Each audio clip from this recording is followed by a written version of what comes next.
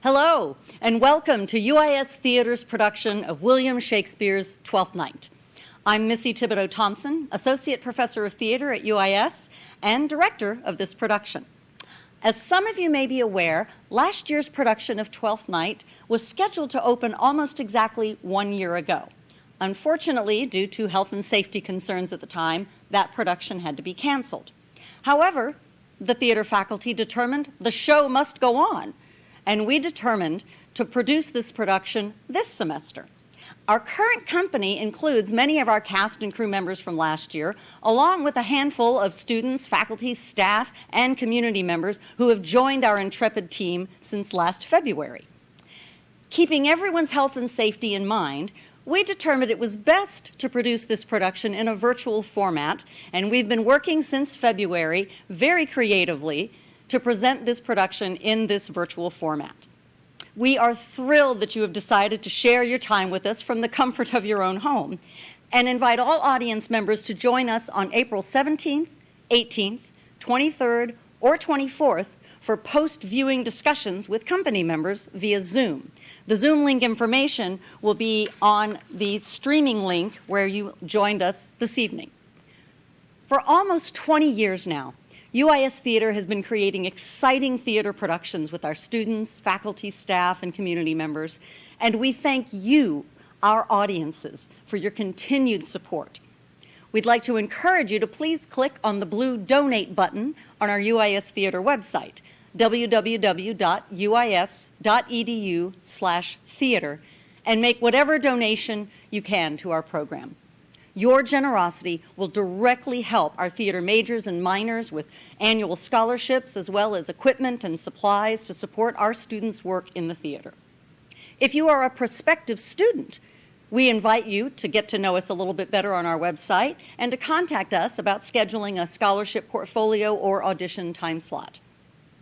Theater is a collaborative process and a communal event, and while we cannot yet gather safely together in person for theater, we are so grateful that you have decided to spend time with us to dive into Shakespeare's beautiful language and compelling characters with this wonderful play.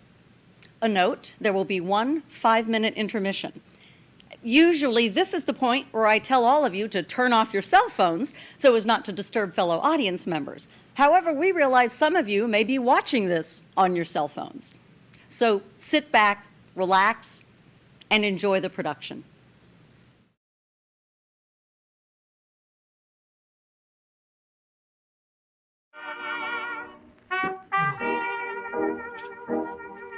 If music be the food of love, play on. Give me excess of it. That surfeited, the appetite will thicken and so die. Oh, straight again. It had a dying fall. Oh, it came over my ear like a sweet sound that breathes upon a bank of violets, stealing and giving odor. Oh, enough! No more! Tis not so sweet now as it was before. Oh, spirit of love, how quick and fresh art thou, that notwithstanding thy capacity, receiveth as the sea, not enters there, of what validity and pitch soe'er, but falls into abatement and low price, even in a minute. So full of shapes is fancy that it alone is high fantastical. Will you go hunt, my lord? What, Valentine? The hart. Why, so I do, the nobles that I have. Oh, when mine eyes did see Olivia first, methought she purged the air of pestilence. That instant was I turned into a hart, and my desires, like fell and cruel hounds, ere since pursue me. How now? What news from her? So pleased, my lord, I might not be admitted, but from her handmaid do return this answer. The element itself, till 7 years' heat, shall not behold her face at ample view, but like a cloistress she will bail and walk, and water once a day her chamber round with eye-offending brine. All this to season a brother's dead love, which she would keep fresh and lasting in her sad remembrance. She that hath a heart of that fine frame, to pay this debt of love but to a brother, How will she love when the rich golden shaft hath killed the flock of all affections else that live in her? When liver, brain, and heart, these sovereign thrones are all supplied and filled, her sweet perfections with one self king. Away before me to sweet beds of flowers. Love thoughts lie rich when canopied with bowers.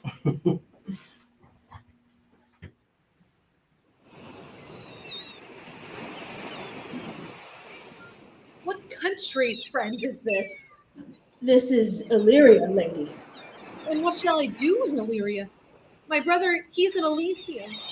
Perchance he is not drowned. What think you, sailor? It is perchance that you yourself were saved. Oh, my poor brother. And so perchance may he be. True, madam. And to comfort you a chance, assure yourself, after our ship did split, when you and those poor numbers saved with you hung on our driving boat, I saw your brother, most provident in peril, bind himself, courage and hope both teaching him the practice, to a strong mast that lived upon the sea, where like Orion on the dolphin's back, I saw him hold acquaintance with the waves, so long as I could see. For saying so there's thanks. Mine own escape unfolded to my hope, or to thy speech serve for authority the like of him. Knowest thou this country? I, madam, well, for I was bred and born not 2 hours' travel from this very place. Who governs here? A noble duke in nature as in name, What is his name? Orsino. Orsino. I have heard my father name him. He was a bachelor then. And so is now, or was so very late. For but a month ago I went from hence, and then 'twas fresh in murmur, as you know what the great ones do, the less will prattle of, that he did seek the love of fair Olivia, What's she?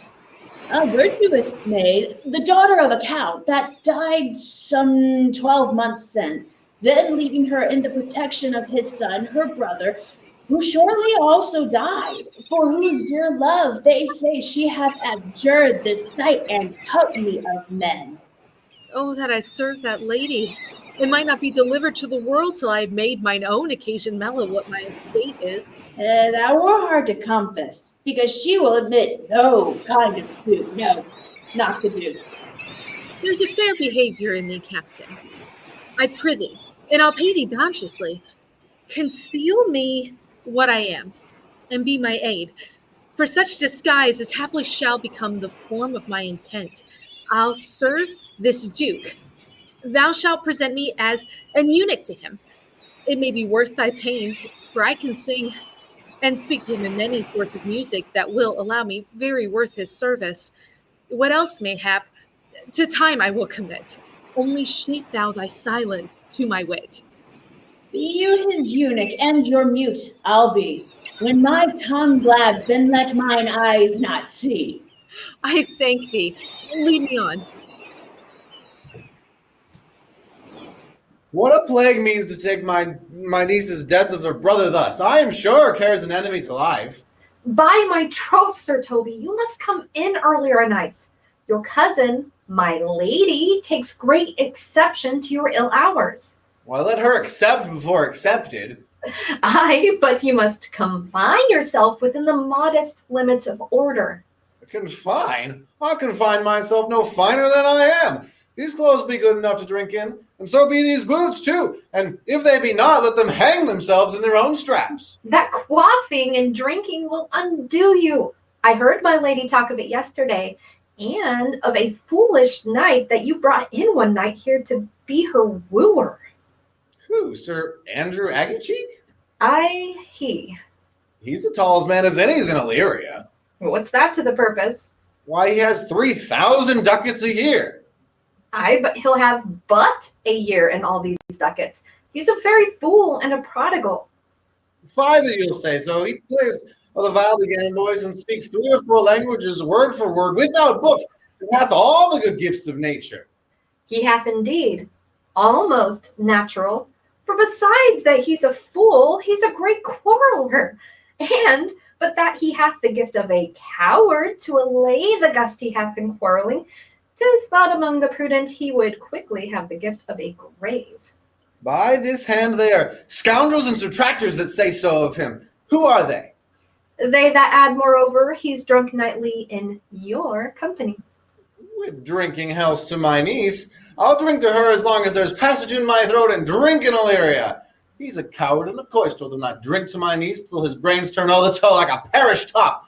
What, wench? Castellano Vulgo, for here comes Sir Andrew Agueface. Sir Toby Belch! How now, Sir Toby Belch? Sweet Sir Andrew. Bless you, fair shrew. And you too, sir. Accost, Sir Andrew, accost. What's that? My niece's chambermaid. Good Mistress Accost, I desire better acquaintance. My name is Mary, sir. Good Mistress Mary Accost. You mistake, knight. Accost is front her, board her, woo her, assail My her. truth! I would not undertake her in this company. Is that the meaning of accost? Fare you well, gentlemen.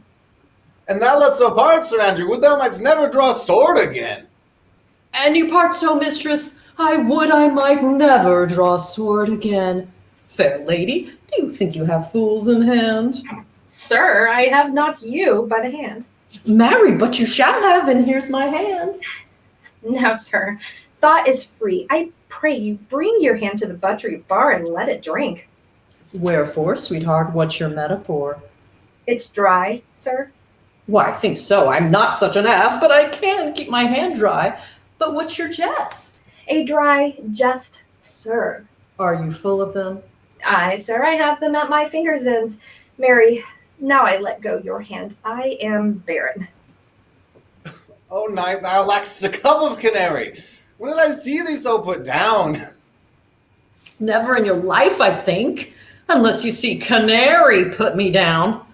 Methinks sometimes I have no more wit than a Christian or an ordinary man has. But I am a great eater of beef, and I believe that does harm to my wit. No question. And I thought so. I'd forswear it. I'll ride home tomorrow, Sir Toby. Pourquoi, my dear knight? Mary, your niece will not see me. And if she be, it's 4-1, she'll none of me. The Count himself here hard by woos her. She'll none of the count. She'll not match above her degree, neither in estate, years, nor wit.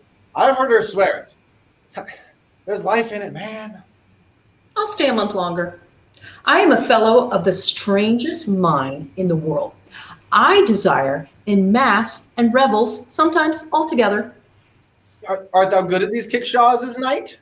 As any man in Illyria, whatsoever he be, under the degree of my betters, and yet I will not compare with an old man. What is thy excellence in the galliard, knight? Faith, I can cut a caper.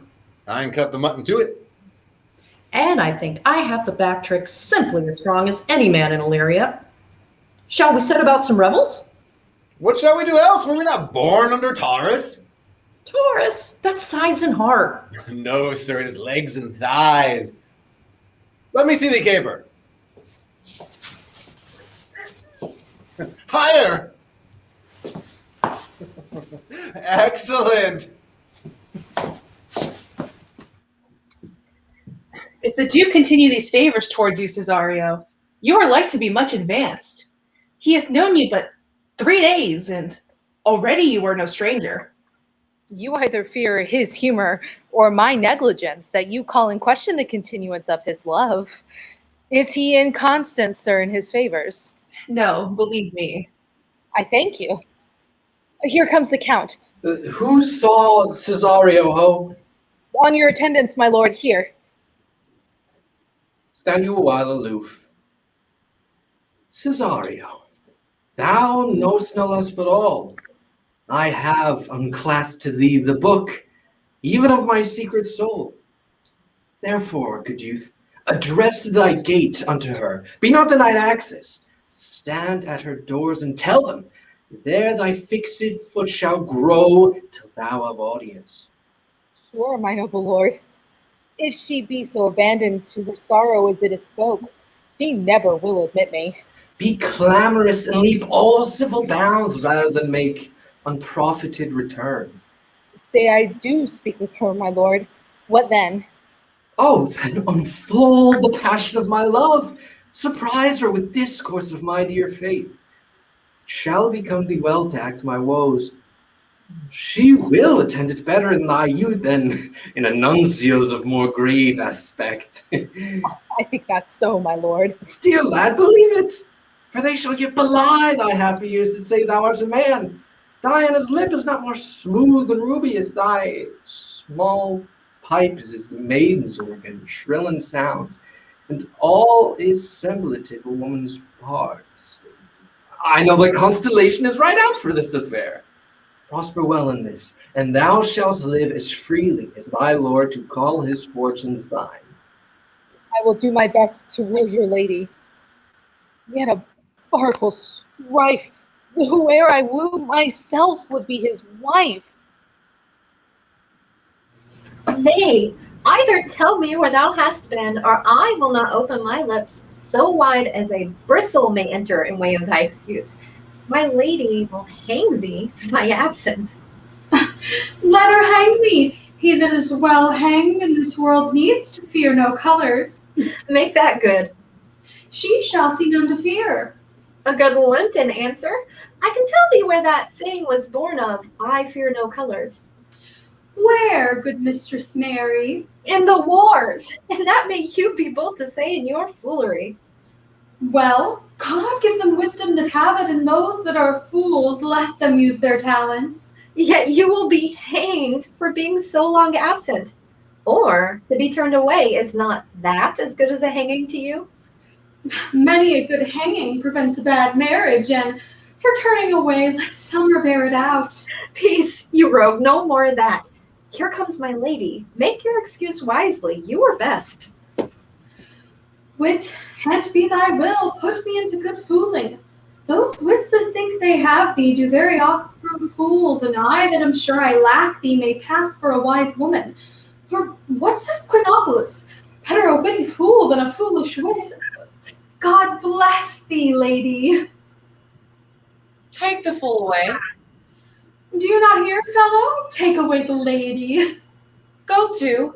You're a dry fool. I will no more of you. Besides, you grow dishonest. 2 faults, Madonna, that drink and good counsel shall amend. For give the dry fool drink, then is the fool not dry. Bid the dishonest man mend himself. If he can, then he is mended. If he cannot, let the botcher mend him. Anything that's mended is but patched. Virtue that transgresses is but patched with sin, and sin that amends is but patched with virtue.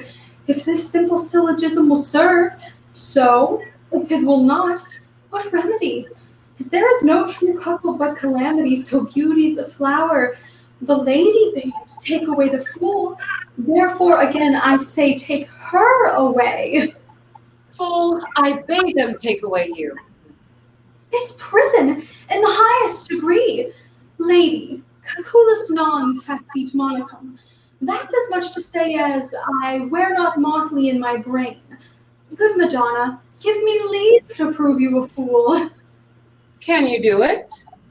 Dexterously, good Madonna. Make your proof. I must catechize you for it.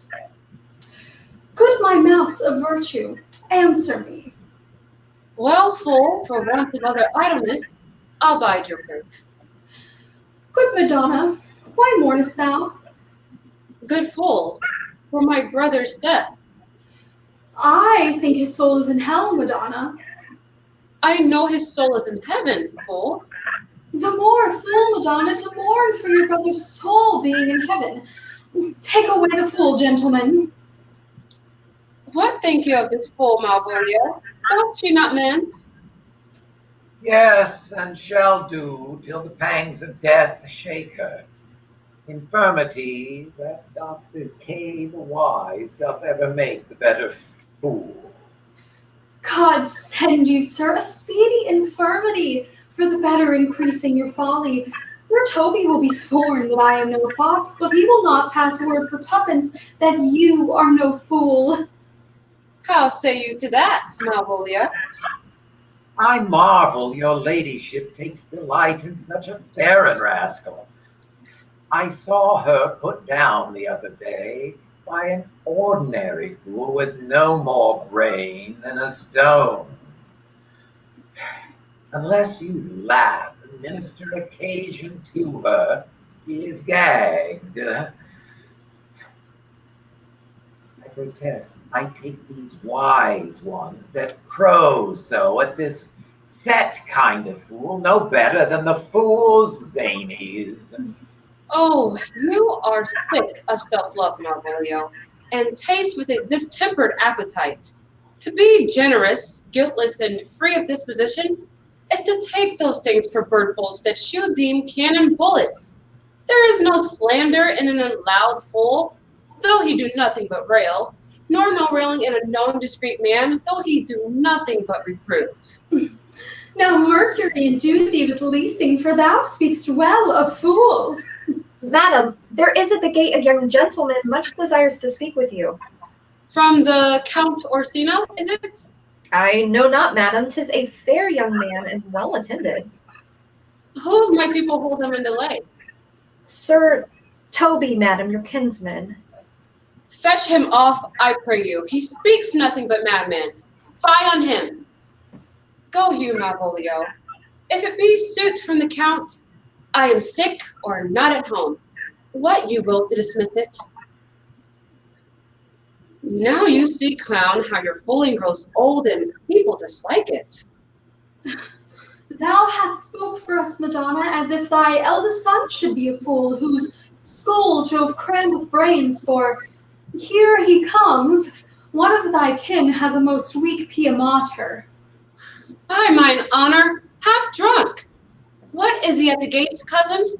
A gentleman. A gentleman? What gentleman? 'Tis a gentleman here. Oh, plague of these pickled herring. Oh. How now, Sot? Good Sir Toby. Cousin, how have you come so early by this lethargy? Lechery? I defy lechery. There's one at the gate. Aye, Mary, what is he? Let him be the devil and he will. I care not. Give me faith, say I. Well, it's all one. What's a drunken man like, fool? Like a madman, a fool, and a drowned man. One draught above heat makes him a fool. The second mads him, and a third drowns him. Go thou and seek the crowner, and let him sit on my cuz, for he's in the 3rd degree of drink. He's drowned. Go look after him. He is but mad yet, Madonna, and the fool shall look to the madman. Madam, yon young fellow swears he will speak with you. I told him you were asleep. He seems to have a foreknowledge of that and therefore comes to speak with you. I told him you were sick. He seems to understand as much and therefore comes to speak with you. What is to be said to him? He has fortified himself against all denial. Tell him he shall not speak with me. Has been told so, and says he'll stand at your door like a sheriff's post or support her to a bench, but he'll speak with you. What kind of man is he? Why, of mankind? What manner of man? A very ill manner. He'll speak with you, will you or no? Of what personage in years is he? Not yet old enough for a man, or young enough for a boy, like a squash is before 'tis a peas cod, or a codling when 'tis almost an apple. It is with him in standing water between boy and man. He's very well spoken, and he's very well favored, and speaks very shrewishly.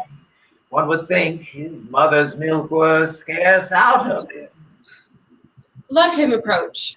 Call him my gentlewoman. Gentlewoman, my lady calls. Give me my veil. I'll throw it over my face. We'll once more hear from Orsino's embassy.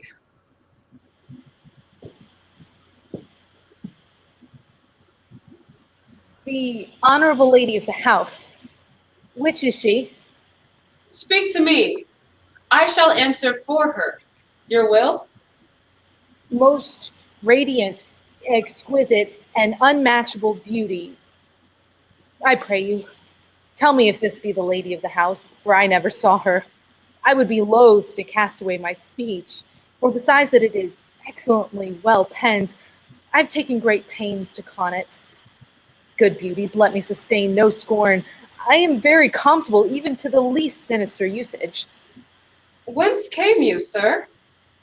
I can say little more than I have studied, and that question is out of my part. Good gentle one, give me modest assurance if you be the lady of the house, so I may proceed in my speech. Are you a comedian? No, my profound heart. And yet by the very fangs of malice, I swear I am not that I play. Are you the lady of the house? If I do not usurp myself, I am. Most certain. If you are she, you do usurp yourself. For what is yours to bestow is not yours to reserve. But this is from my commission. I will on with my speech in your praise and show you the heart of my message. Come to what is important. I forgive you the praise. Alas, I've taken great pains to study it, and 'tis poetical. It is the more like to be feigned. I pray you, keep it in. I heard you were saucy at my gates, and allowed your approach rather to wonder at you than to hear you. If you be not mad, be gone. If you have reason, be brief. 'Tis not that time of moon with me to make one in so skipping a dialogue. Will you hoist sail, sir? Here lies your way. No, good swabber. I'm to hull here a little longer. Some mollification for your giant, sweet lady. Tell me your mind. I am a messenger. Sure you have some hideous matter to deliver, when the courtesy of it is so fearful. Speak your office. It alone concerns your ear. I bring no overture of war, no taxation of homage. I hold the olive in my hand. My words are as full of peace as matter. Yet you began rudely. What are you? What would you? The rudeness that hath appeared in me have I learned from my entertainment. Who I am and what I would are as secret as maidenhead. To your ears, divinity. To any others, profanation. Give us the place alone. We will hear this divinity. Now, sir, what is your text? Most sweet lady. A comfortable doctrine, and much may be said of it. Where lies your text? In Orsino's bosom. In his bosom? In what chapter of his bosom? To answer by the method, in the first of his heart. Oh, I have read it. It is heresy. Have you no more to say? Good madam, let me see your face. Have you any commission from your lord to negotiate with my face? You are now out of your text. But we will draw the curtain and show you the picture. Look you, sir, such a one I was this present. Is 't not well done? Excellently done, if God did all. 'Tis ingrained, sir. 'Twill endure wind and weather. 'Tis beauty truly blent, whose red and white nature's own sweet and cunning hand laid on. Lady, you are the cruelest she alive, if you were to lead these graces to the grave and leave the world no copy. Oh, sir, I will not be so hard-hearted. I will give out divers schedules of my beauty. It shall be inventoried, and every particle and utensil labeled to my will as item, 2 lips, and different red. Item, 2 gray eyes with lids to them. Item, 1 neck, 1 shin, and so forth. Were you sent hither to praise me? I see what you are. You are too proud. But if you were the devil, you were fair. My lord and master loves you. Oh, such love could be but recompense, though you were crowned the nonpareil of beauty. How does he love me? With adorations, fertile tears, with groans that thunder love, with sighs of fire. Your Lord does know my mind. I cannot love him. Yet I suppose him virtuous, know him noble, of great estate, of fresh and stainless youth, in voices well divulged, free, learned, and valiant, and in dimension and in the shape of nature, a gracious person. But yet I cannot love him. He might have took his answer long ago. If I did love you in my master's flame, with such a suffering, such a deadly life, in your denial I would find no sense. I would not understand it. Why? What would you? Make me a willow cabin at your gate, and call upon my soul within the house. Write loyal cantons of contemned love, and sing them loud, even in the dead of night. Hallow your name to the reverberate hills, and make the babbling gossip of the air cry out, "Oh, Olivia!" Oh, you should not rest between the elements of air and earth, but you should pity me. You might do much. What is your parentage? Above my fortunes, yet my state is well. I am a gentleman. Get you to your lord. I cannot love him. Let him sin no more. Unless, perchance, you come to me again to tell me how he takes it. Fare you well. I thank you for thy pains. Spend this for me. I am no feed post lady. Keep your purse. My master, not myself, lacks recompense. Love make his heart a flint that you shall love, and let your fervor, like my master's, be placed in content. Farewell, fair cruelty.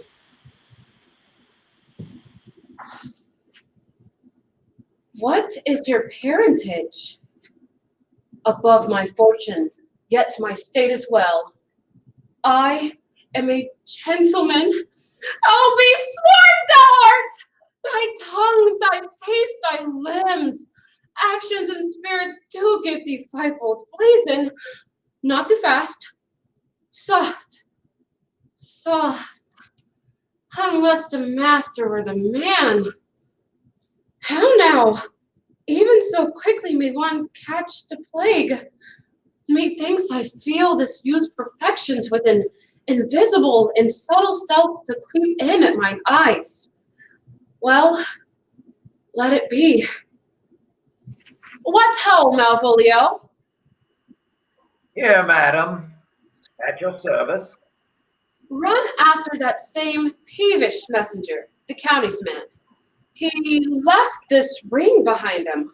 Would I or not, tell him I'll none of it.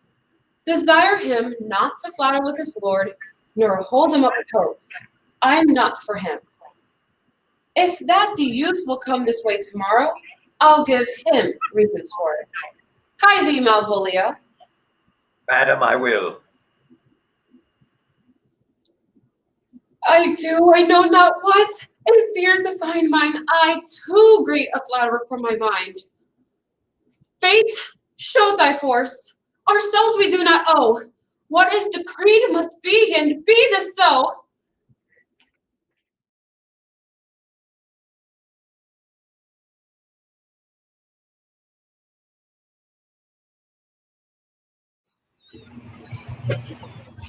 Will you stay no longer?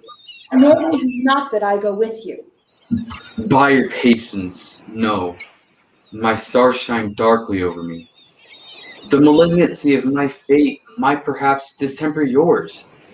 Therefore, I shall crave of you your leave, so that I may bear my evils alone. It were a bad recompense to lay any of them on you. Let me yet know of you whither you are bound. No, sooth, sir. My determinate voyage is mere extravagancy. You must know me then, Antonio. My name is Sebastian, which I call Rodrigo. My father was that Sebastian of Messina, whom I know you've heard of. He left behind him myself and a sister, both born in an hour. If the heavens had been so pleased, would we had so ended? But you, sir, altered that. For some hour before you took me from the breach of the sea, was my sister drowned? Alas the day. A lady, sir, though it was said she much resembled me, was yet on many accounted beautiful. She bore a mind that envy but cannot call fair. She is drowned already, sir, with salt water, though I seem to drown her remembrance again with more. Pardon me, sir, you're bad entertainment. Oh, good Antonio, forgive me your trouble. If you will not murder me for my love, let me be your servant. If you will not undo what you have done, that is, kill him whom you have recovered, desire it not. Fare you well at once. My bosom is full of kindness, and yet I am so near the man as my mother, that upon least occasion more, mine eyes will tell tales of me. I am bound to the Count Orsino's court. Farewell. The gentleness of all the gods go with thee. And many enemies in Orsino's court, else would I very shortly see thee there. But come what may, I do adore thee so that danger shall seem sport, and I will go.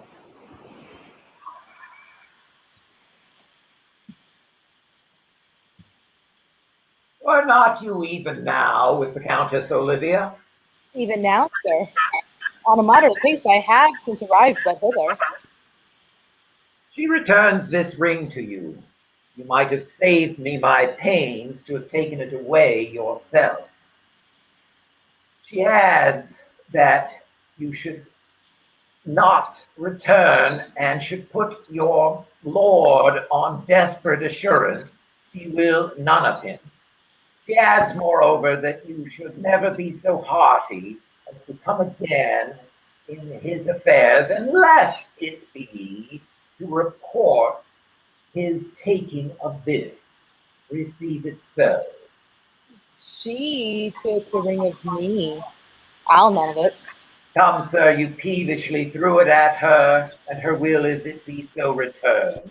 If we be worth stooping for, there it lies in your eye. If not, let it be his that finds it.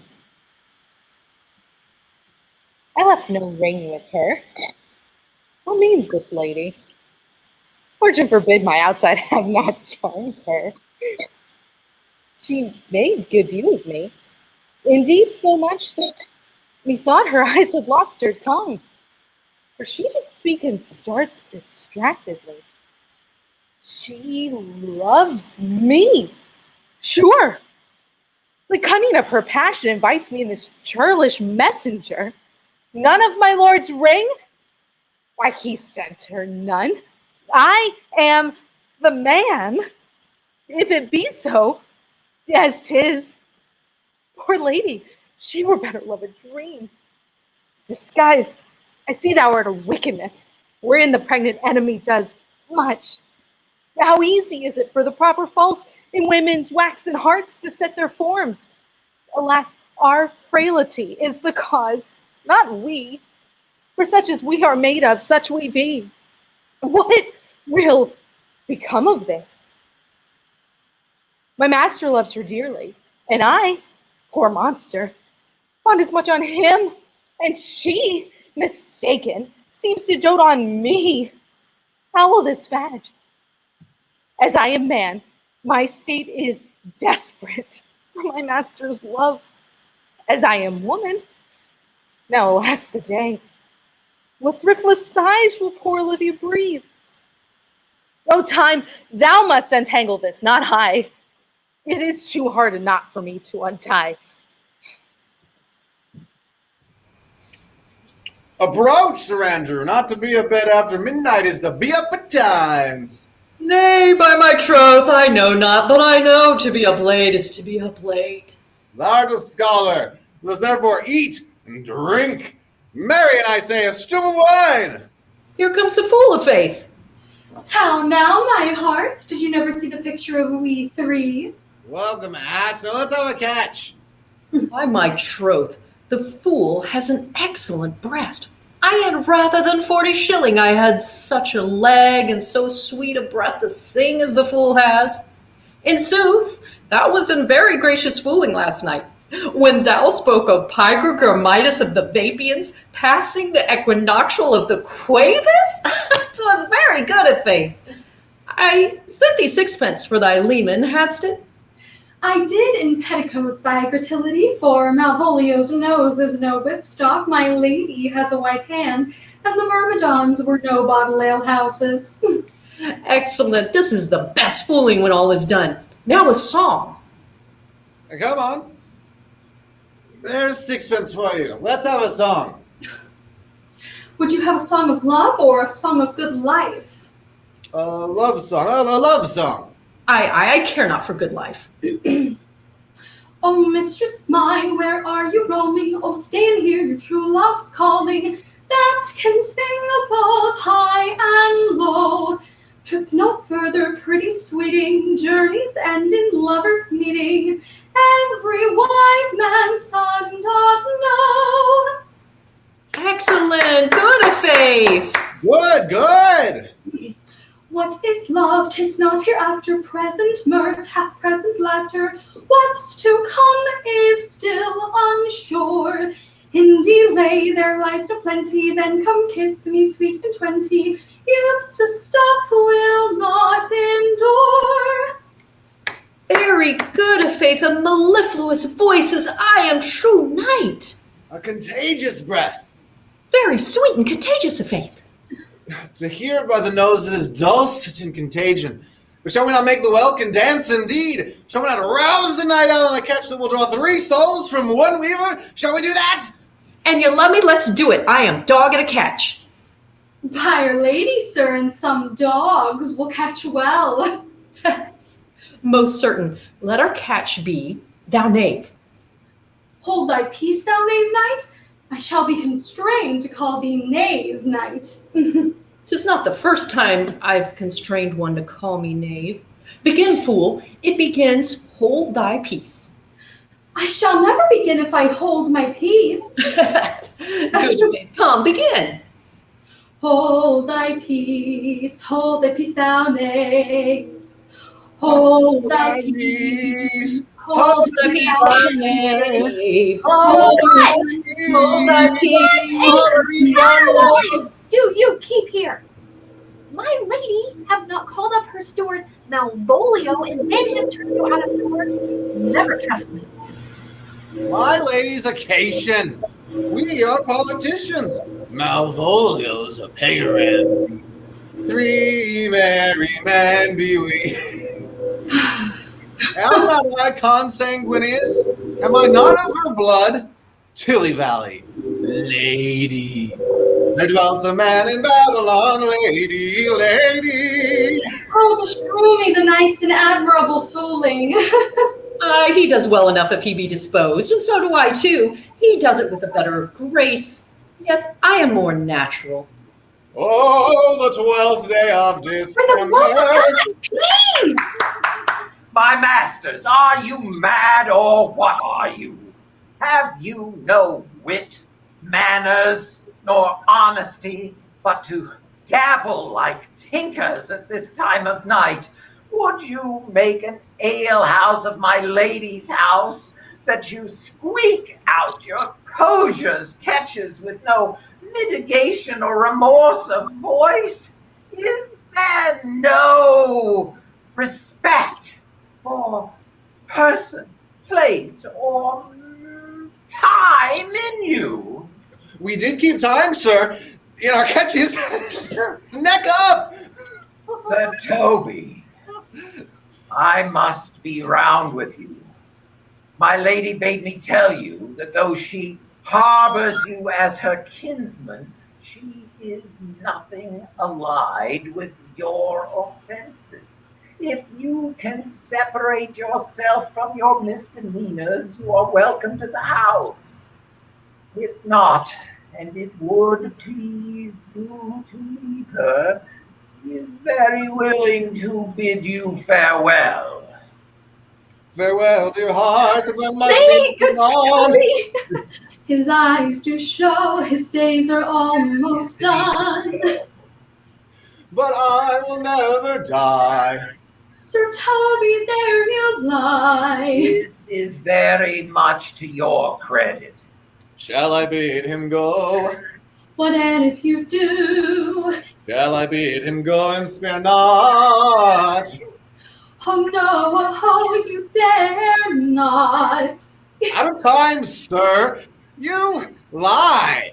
Art any more than a steward? Dost thou think because thou art virtuous there will be no more cakes or ale? Yes, by Saint Anne, and ginger shall be hot in the mouth too. There't in the right. Go, sir. Rub your chain with crumbs. A stoup of wine, Maria! Mistress Mary, if you prized my lady's favor at anything more than contempt, you would not give aid to this uncivil rule. She shall know of it by this hand. Go shake your ears. 'Twere as good a deed to challenge a man to the field, and then to break promise with him and make a fool of him. Do it, knight. I'll write thee a challenge or deliver thy indignation by word of mouth. Sweet Sir Toby, be patient for tonight. Since the youth of the Count's was today with my lady, she is much out of quiet. From Monsieur Malvolio, let me alone with him. If I do not gull him into a nay word and make him a common recreation, do not think I have wit enough to lie straight in my bed.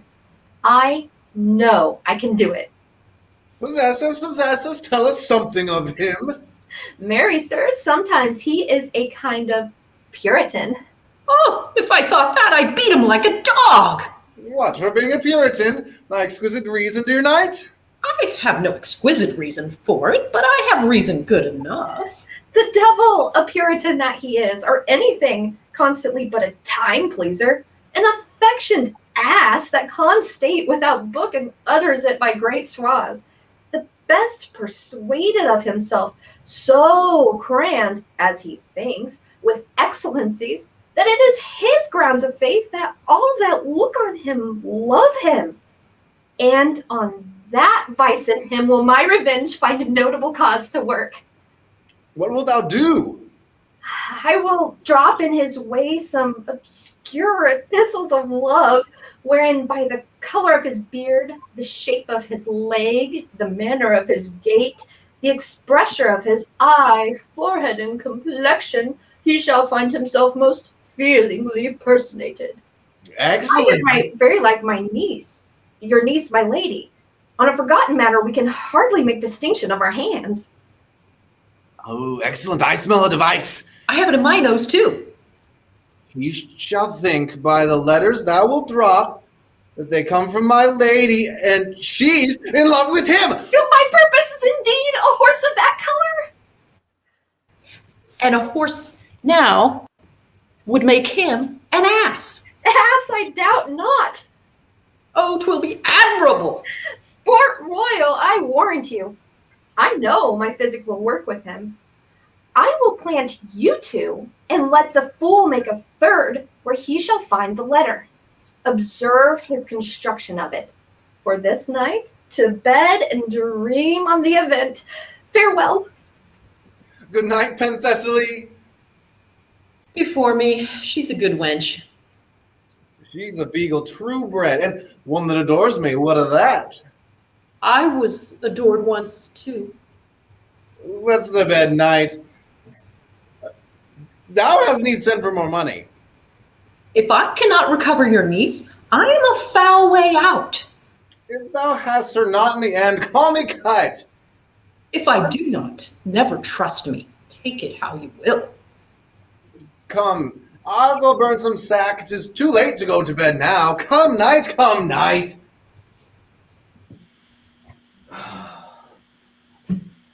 Give me some music. Now, good Cesario, but that piece of song, that old and antique song we heard last night, methought it did relieve my passion much more than light airs and recollected terms of these most brisk and giddy-paced times. Come, but one verse. She is not here, so please your lordship, that should sing it. Who was it? A Fessy the Jester, my lord, a fool that the Lady Olivia's father took much delight in. She is about the house. Seek her out. Come hither, boy. If ever thou shalt love in the sweet pangs of it, remember me, for such as I am, as all true lovers are, unstaid and skittish in all motions else, save in the constant image of the creature that is beloved. How dost thou like this tune? It gives the very echo to the seat where love is throned.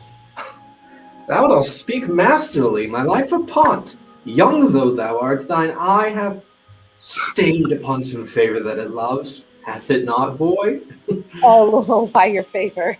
And what kind of woman is it? Of your complexion. She is not worthy then. What years of faith? About your years, my lord. Too old. By heaven. Still let the woman take an elder than herself. So wears she to him. So sways she love on her husband's heart.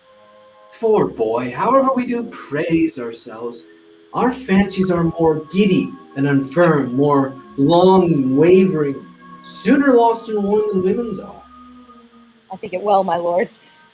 Then let thy love be younger than thyself, for thy affection cannot hold the bent, for women are as roses, whose fair flower, being once displayed, doth fall that very hour. And so they are. Alas, that they are so, to die even when they to perfection grow. Oh, fellow, come! The song we had last night, mark it, Cesario, is old and plain. The spinsters and the knitters and the free maids that weave their threads with bone do used to chant it. 'Tis silly fools, and dallies with the innocence of love like the old age. Are you ready, sir? I prithee sing. Come away, death, and in sad cypress let me be laid. Fly away, breath. I am slain by a fair cruel maid. My shroud of white stuck with you. Oh, prepare it, my part of death. No one so true did share it. Not a flower sweet. On my black coffin let it be strown. Not a friend greet my poor corpse where my bones shall be thrown. 1,000 sighs to save, lay me away, sad true lover, ne'er find my grave to weep there. There's for thy pains. No pain, sir. I take pleasure in singing, sir. I'll pay thy pleasure then. Truly, sir, and pleasure will be paid one time or another. Give me now leave to leave thee. Now the melancholy god protect thee, and the tailor make thy doublet of changeable taffeta, for thy mind is a very opal. Farewell. Let all the rest give place. Once more, Cesario, get thee to yon same sovereign cruelty. Tell her my love more noble than the world prizes, not quantity of dirty lands, the part that fortune hath bestowed upon her. Tell her I hold as giddily as fortune, but 'tis that miracle and queen of gems that nature pranks her in, attracts my soul. But if she cannot love you, sir. I cannot be so answered. Sooth, but you must.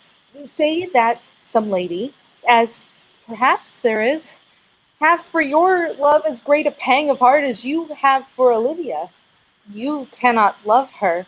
You tell her so. Must she not then be answered? There is no woman's sighs can bide the beating of so strong a passion as love doth give my heart. No woman's heart so big to hold so much they lack retention. Alas, their love may be called appetite.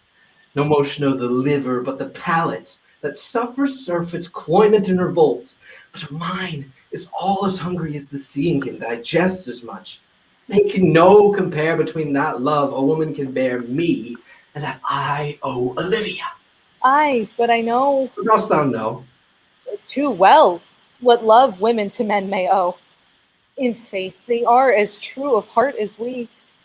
My father had a daughter, loved a man, as it might be, perhaps. Were I a woman, I should, your lordship. And what's her history? Blank, my lord. She never told her love, but let concealment, like a worm in the bud, feed on her damask cheek. She pined and thought, sat like patience on a monument, smiling at grief. Was this not love indeed? We men may say more, swear more, but indeed our truths are more than will. For still we prove much in our vows, but little in our love. But died thy sister of her love, my boy? I am all the daughters of my father's house, and all the brothers too, and yet I know not.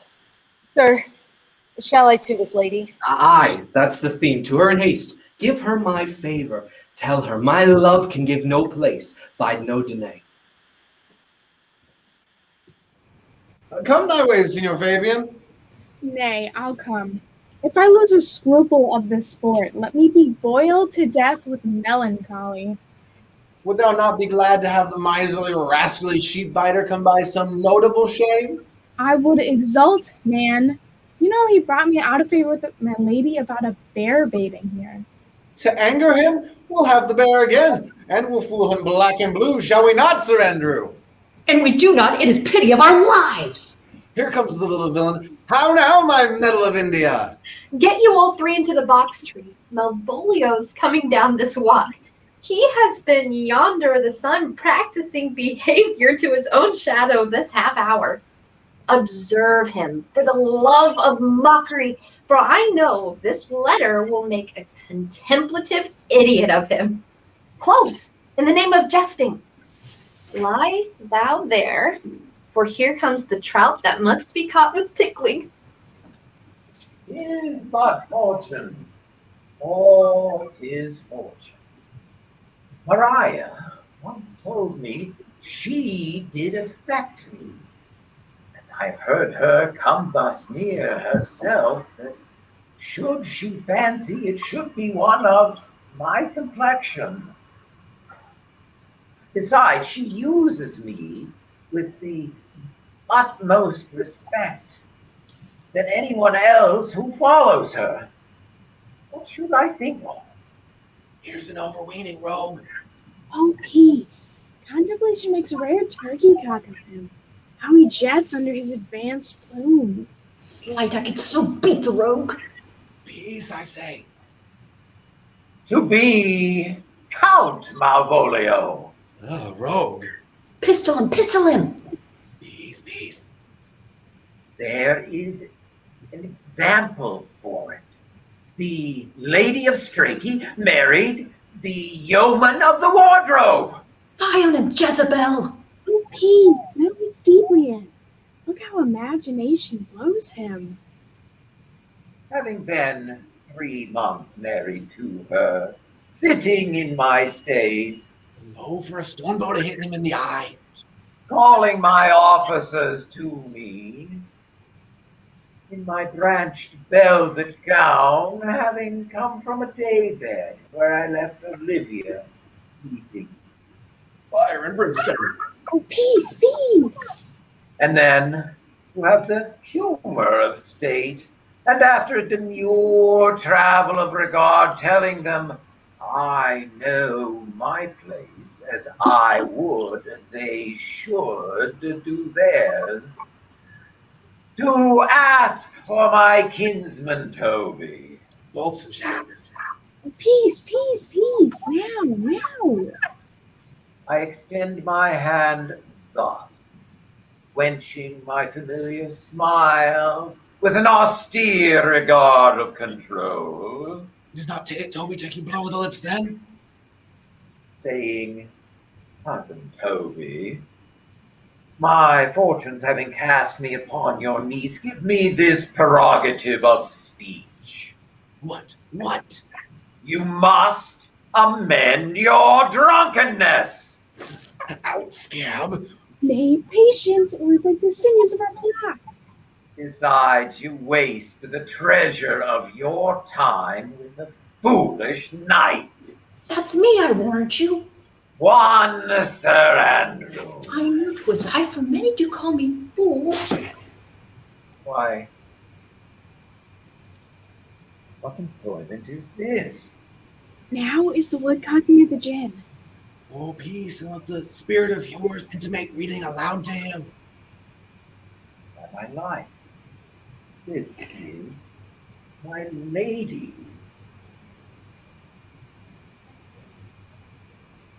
These are her very C's, her U's, and her T's, and thus makes she a great ease. It is in contempt of question her hand. Her C's, her U's, her T's, why that? To the unknown beloved, this and my good wishes, the very phrase. By your leave, wax, off, and the impression, her new grease with which she uses to seal. 'Tis my lady. To whom should this be? Miss Winsome, liver and all. Jove knows I love, but who? Lips do not move, no man must know. No man must know. What follows, the numbers alter, man must know. If this should be thee, Malvolio, Mary hang thee, Brock. I may command where I adore, but silence like a lute-greased knife, with bloodless stroke my heart doth gore. Moai doth sway my life. A fustian riddle. Excellent wench, say I. Moai doth sway my life. Nay, but first let me see. What dish of poison had she dressed him? And with what wings Daniel checks at it. I may command where I adore. Why, she may command me, I serve her, she is my lady. Why, this is evident to any formal capacity. There is no obstruction in this. Yes. What should that alphabetical position portend? I could make that resemble something in me softly. M-O-A-I. Oh, I make up nautical scent. Such a reply upon for all this. Though it be as rank as a fox. Malvolio! Why, that begins my name! Did not I say he would work it out? The cur is excellent at faults. Yeah. Then there is no constancy in the sequel that suffers under probation. A should follow, but O does. And O shall end, I hope. Aye, or I'll cudgel him and make him cry, oh. And then I comes behind. O-A-I. The simulation is not as the former, and yet to crush this a little, it bow to me, for every one of these letters are in my name. Thought here follows prose. If it If this fall into thy hand, revolve.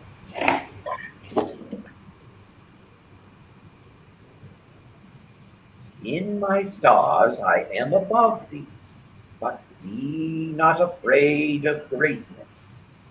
Some are born great, some achieve greatness, and some have greatness thrust upon them. Thy fates open their hands, let thy blood and spirit embrace them, and to inure thyself to what thou art like to be. Cast thy humble stool appear fresh, the opposite with a kinsman, surly with servants. Let thy tongue-tang arguments date, put thyself into the trick of singularity. She thus advises he that sighs for thee. Remember who commended thy yellow stockings and wished to see thee ever cross-gartered? I say, remember. Go to, thou art made, if thou desirest to be so. If not, let me see thee a steward still, the fellow of servants, and not worthy to touch fortune's fingers. Farewell, she that would alter services with thee, the fortunate unhappy. Daylight and champion discovers not more. This is open. I will be proud. I will read politic authors. I will baffle Sir Toby.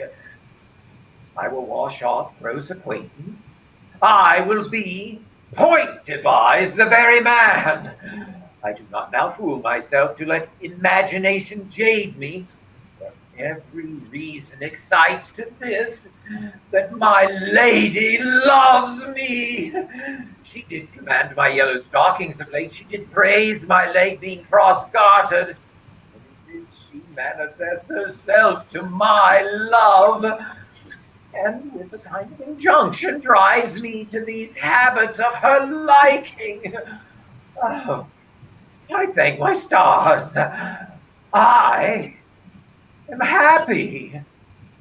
I will be strange, stout, in yellow stockings and cross-gartered, even with the swiftness of putting on. Jove and my stars be praised. Oh, here's yet a postscript. Thou canst not choose but know who I am. If thou entertainst my love, let it appear in thy smiling. Thy smiles become thee well. Therefore, in my presence still smile, dear my sweet. I prithee thee. Jove, I thank thee. I will smile. I will do everything thou wilt have me.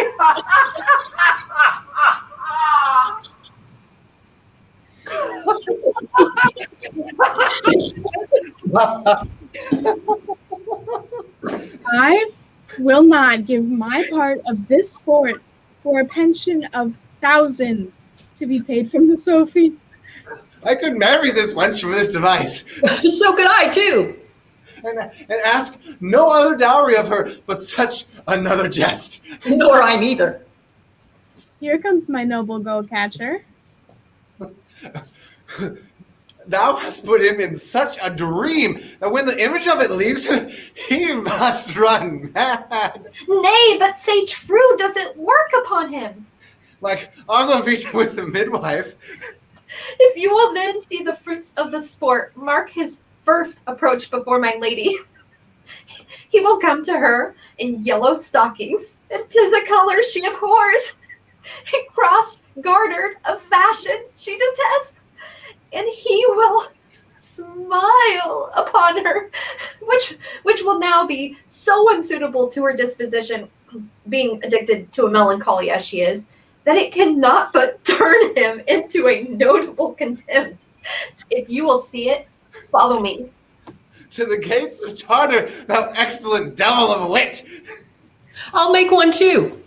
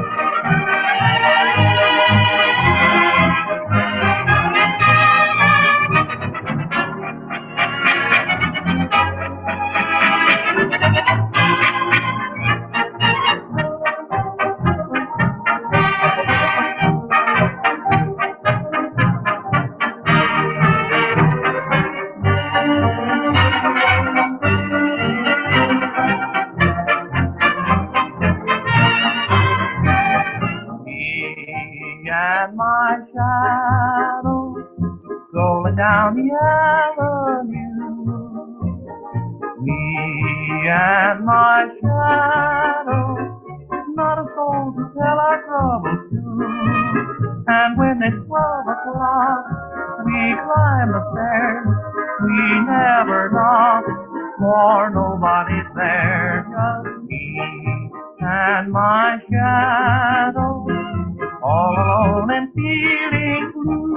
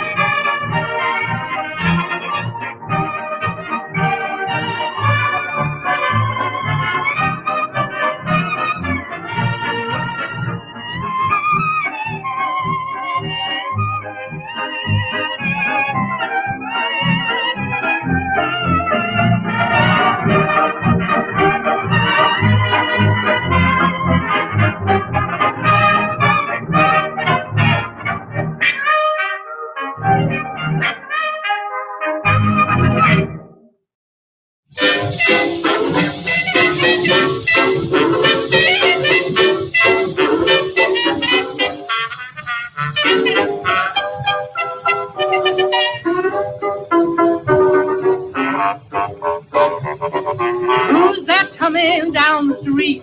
Who's that looking so petite? Who's that coming down to meet me here? Who's that? You know who I mean. Sweetest who you've ever seen. I could tell him miles away from here. Yes, sir, that's my baby. No, sir, don't mean maybe. Yes, sir, that's my baby now. Yes, ma'am, we've decided. No, ma'am, we won't hide it.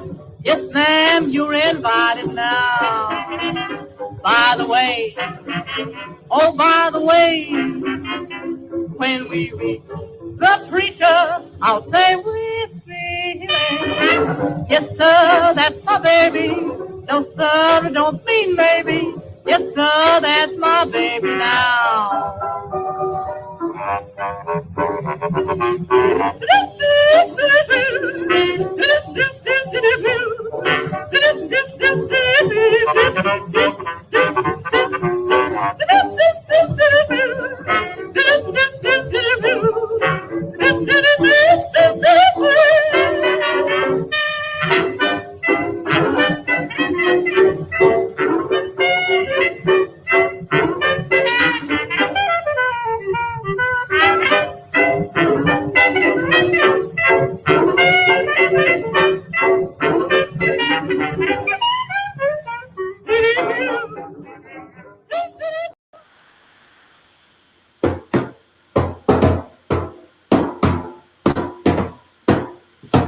friend and thy music. Dost thou live by thy tabor? No, sir, I live by the church. Art thou a churchwoman? No such matter, sir. I do live by the church, for I do live at my house, and my house doth stand by the church. So thou mayst say that the king lies by a beggar, if a beggar dwell near him, or the church stand by thy tabor, if thy tabor stand by the church. You have said, sir, to see this age, a sentence is but a cheverel glove to a good wit. How quickly the wrong side may be turned outward. Are not thou the Lady Olivia's fool?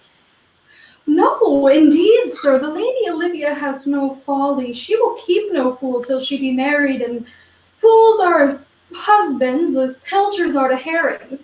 The husband's the bigger. I am indeed not her fool, but her corrupter of words. I saw thee late at the Count Orsino's. Foolery, sir, does walk about the orb like the sun. It shines everywhere. I would be sorry, sir, but the fool should be as oft with your master as with my mistress. I think I saw your wisdom there. Nay, and thou pass upon me, I'll no more with thee. Hold, there's expenses for thee. Now Jove and his next commodity of hair send me a beard. By my troth, I'll tell thee, I'm almost sick for one, though I would not have it grow on my chin. Is thy lady within? Would not a pair of these have bred, sir? Yes, being kept together and put to use. I would play Lord Pandarus of Phrygia to bring a Cressida to this Troilus. I understand you, fool. 'Tis well begged. The matter, I hope, is not great, sir, begging but a beggar. Cressida was a beggar. My lady is within. I will conjure them to whence you come. Who you are and what you would are out of my welcome. I would say element, but the word is overworn. This woman is wise enough to play the fool, and to do that well craves a kind of wit. She must observe their mood on whom she jests, the quality of persons, and the time, and like the haggard check at every feather that comes before her eye. This is a practice as full of labor as a wise one's art. For folly that she wisely shows is fit, the wise ones, folly fallen, quite take their wit. Say, you gentlemen. And you, sir. Je vous garde, monsieur. Vous aussi, votre serviteur. I hope, sir, you are, and I am yours. Will you encounter the house? My niece is desirous you should enter if your trade be with her. I am bound to your niece, sir. I mean, she is the list of my voyage. Taste your legs, sir. Put them to motion. My legs do better understand me, sir, than I understand what you mean by bidding me taste my legs. I mean, to go, sir, to enter. I will answer you with gate and entrance, but we are prevented. Most excellent, accomplished lady, the heavens rain odors on you. That use of rare courtier, rain odors, well. My matter hath no voice, lady, but to your own most pregnant and vouchsafed ear. Odors, pregnant, and vouchsafed? I'll get them all three already. Let the garden door be shut and leave me to my hearing. My duty, madam, and most humble service. What is your name? Cesario is your servant's name, fair princess. My servant, sir? 'Twas never merry world since lowly feigning was called compliment. Your servant to the Count Orsino, youth. And he is yours, and his must needs be yours. Your servant is your servant, madam. For him, I think not on him. For his thoughts, would they were blanks rather than filled with me. Madam, I come to whet your gentle thoughts on his behalf. Oh, by your leave, I pray you, I bid you never speak of him again. But would you undertake another suit? I had rather hear you to solicit that than music from the spheres. Dear lady. Give me leave. beseech you, I did send, after the last enchantment you did hear, a ring in chase of you. So did I abuse myself, my servant, and I fear me, you. Under your hard construction, must I sit to force that on you in a shameful cunning which you knew none of yours. What might you think? Have you not set mine honor at the stake and baited it with all the unmuzzled thoughts a tyrannous heart can think? To one of you receiving, enough is shown. A cypress, not a bosom hides my heart. So, let me hear you speak. I pity you. That's a degree to love. No, not a rise. It's a tis of all proof that very oft we pity enemies. Why, then, methinks 'tis time to smile again. O world, how apt the poor are to be proud. If one should be a prey, how much the better to fall before the lion than the wolf. The clock upbraids me with a waste of time. Be not afraid, good youth, I will not have you. And yet, when wit and youth is to come to harvest, your wife will reap a proper man. There lies your way, due west. Then westward ho, grace and good disposition attend your ladyship. Feel nothing, madam, to my lord by me. Stay, I prithee, tell me what thou thinkst of me. That you do think you are not what you are. If I think so, I think the same of you. Then think you right. I am not what I am. I would you were as I would have you be. Would it be better, madam, than I am? I wish it might, for now I am your fool. Oh, what a deal of scorn looks beautiful in the contempt and anger of his lip. A murderous guilt shows not itself more soon than love is seen hid. Love's night is noon. Cesario, by the roses of the spring, by maidhood, honor, truth, and everything, I love thee so, that maugre all thy pride. Nor wit, nor reason can my passion hide. Do not extort thy reasons from this clause, for that I woo. Thou therefore hast no cause, but rather reason thus with reason better. Love sought is good, but given unsought is better. By my innocence and by my youth, I have one heart, one bosom, and one truth, and that no woman has, nor never none shall mistress be of it, save I alone. And so adieu, good madam. Never more will I my master's tears to you deplore. Yet come again, for thou perhaps mayest move that heart, which now abhors to like his love. No, Faith, I'll not stay a jot longer. Thy reason, dear Venom, give thy reason. You must needs yield your reason, Sir Andrew. Mary, I saw your niece do more favors to the Count's serving man than ever she bestowed upon me. I saw in the orchard. Did she see thee the while, old boy? Tell me that. As plain as I see you now. This was a great argument of love in her toward you. Slight, will you make an ass of me? I will prove it legitimate, sir, upon the oaths of judgment and reason. And they have been grand jurymen since before Noah was a sailor. She did show favor to the youth in your sight only to exasperate you, to awake your dormouse valor, to put fire in your heart and brimstone in your liver. You should then have accosted her, and with some excellent jests, fire new from the mint, you should have banged the youth into dumbness. This was looked for at your hand, and this was balked.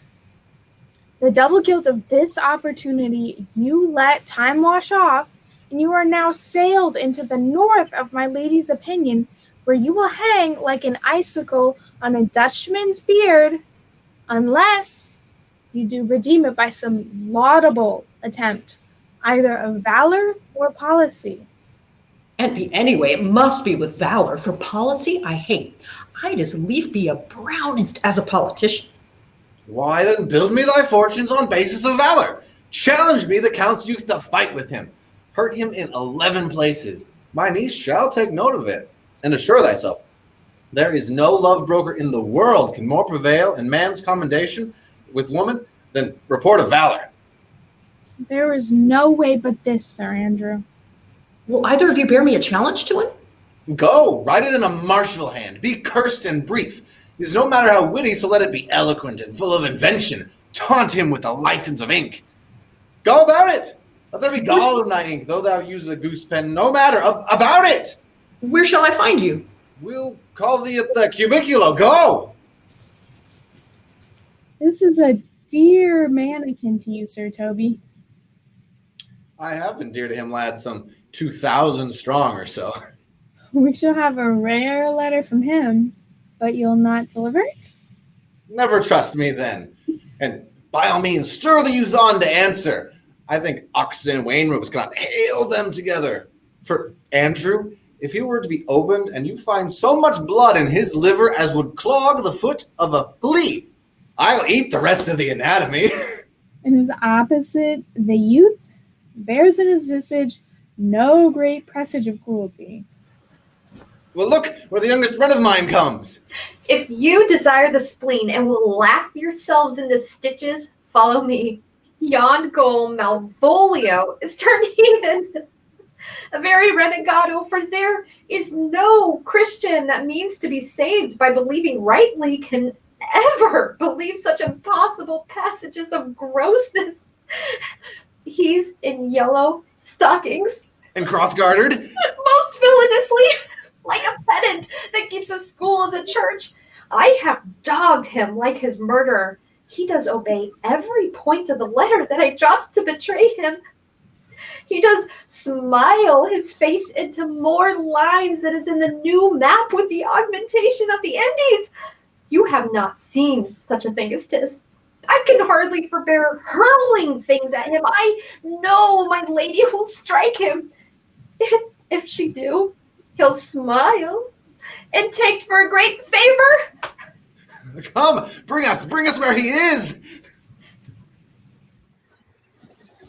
I would not, by my will, have troubled you. But since you make your pleasures of your pains, I will no further chide you. I could not stay behind you. My desire, more sharp than filed steel, did spur me forth. And not all love to see you, though so much as might draw one to a longer voyage. But jealousy, what might befall your travels, being skillless in these parts, which to a stranger, unguided, unfriended, often prove rough and unhospitable.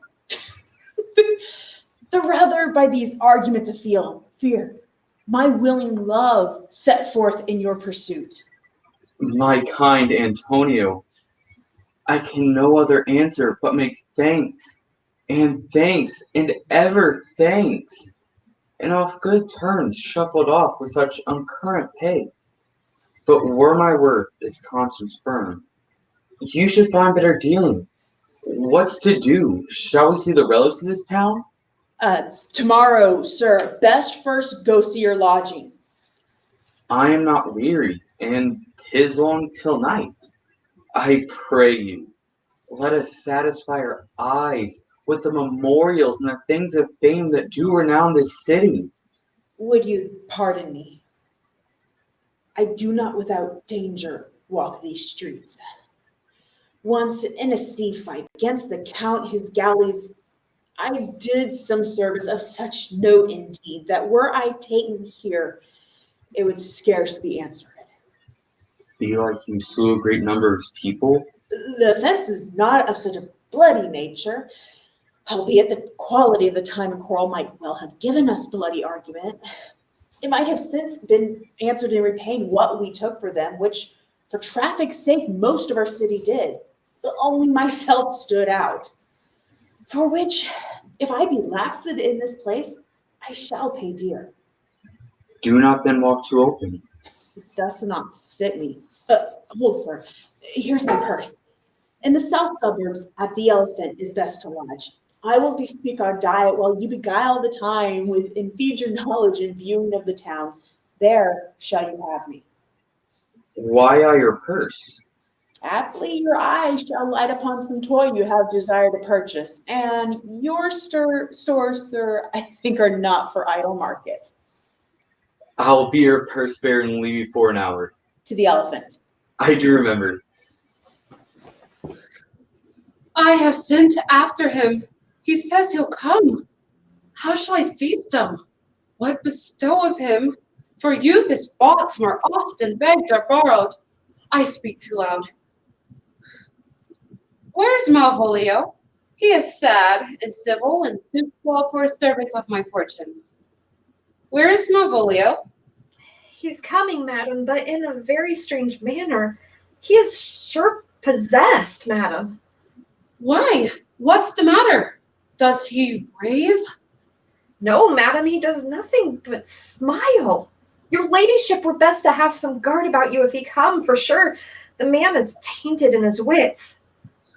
Go call him hither. I am as mad as he, if sad and merry madness equal be. How now, Malvolio? Oh, Sweet lady, ho ho! smilest thou? I have sent for thee upon a sad occasion. Sad lady?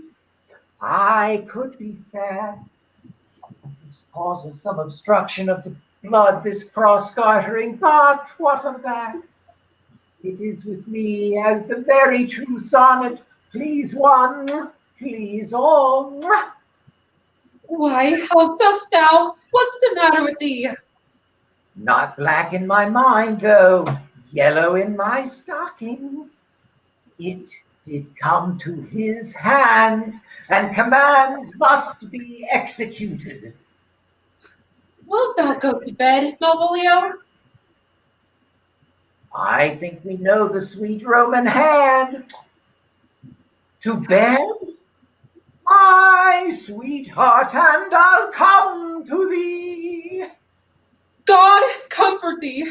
Why dost thou smile so and kiss thy hand so oft? How do you, Malvolio?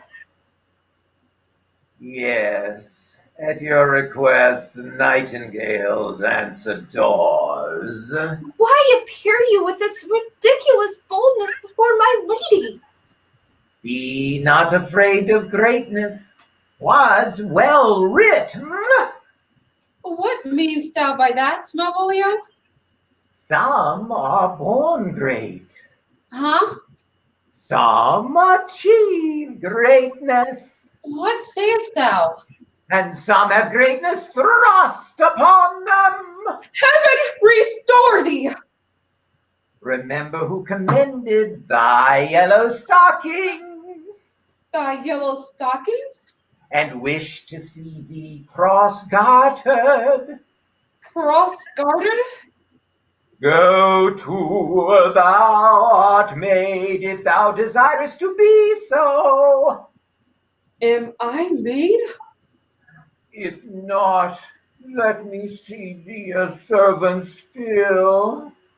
Why, this is very midsummer madness. Madam, the young gentleman of the Count Orsino's is returned. I could hardly entreat him back. He attends your ladyship's pleasure. I'll come to him. Good Maria, let him have a special care. Where's my cousin Toby? Let some of my people have a special care of him. I will not have him miscarry for the half of my dowry.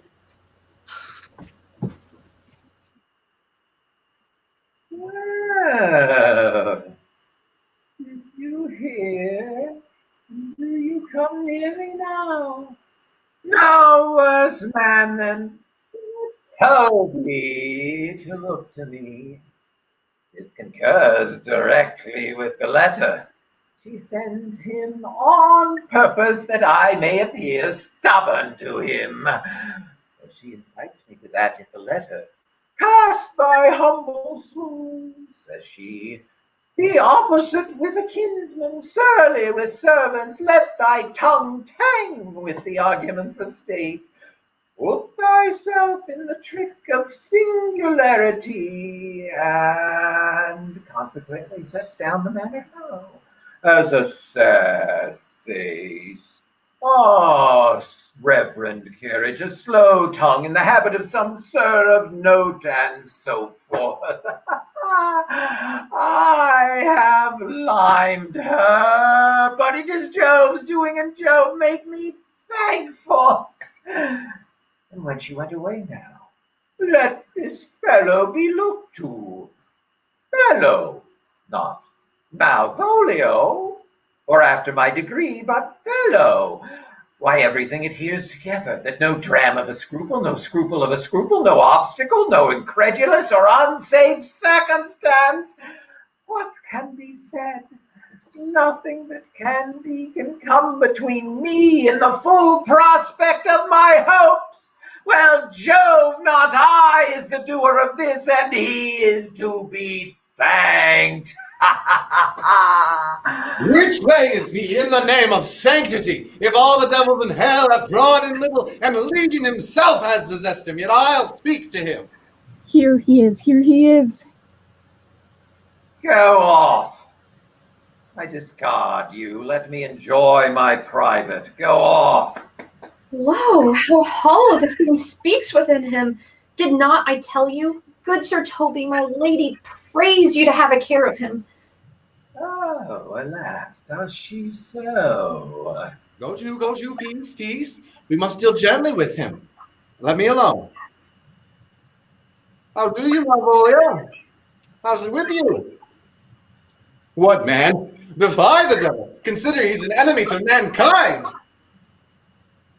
Do you know what you say? La, you and you speak ill of the devil. How he takes it at heart. Pray God he be not bewitched.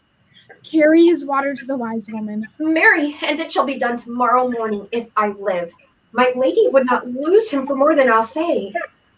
Now, Miss. Oh, Lord! Prithee, hold thy peace.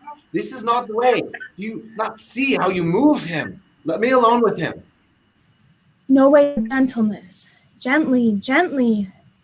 The fiend is rough and will not be roughly used. Why, how now, my barcock? How dost thou chuck? Sir. Aye, biddy, come with me. What, man? 'Tis not for gravity to play at cherry pit with Satan. Get him to say his prayers, good Sir Toby. Get him to pray.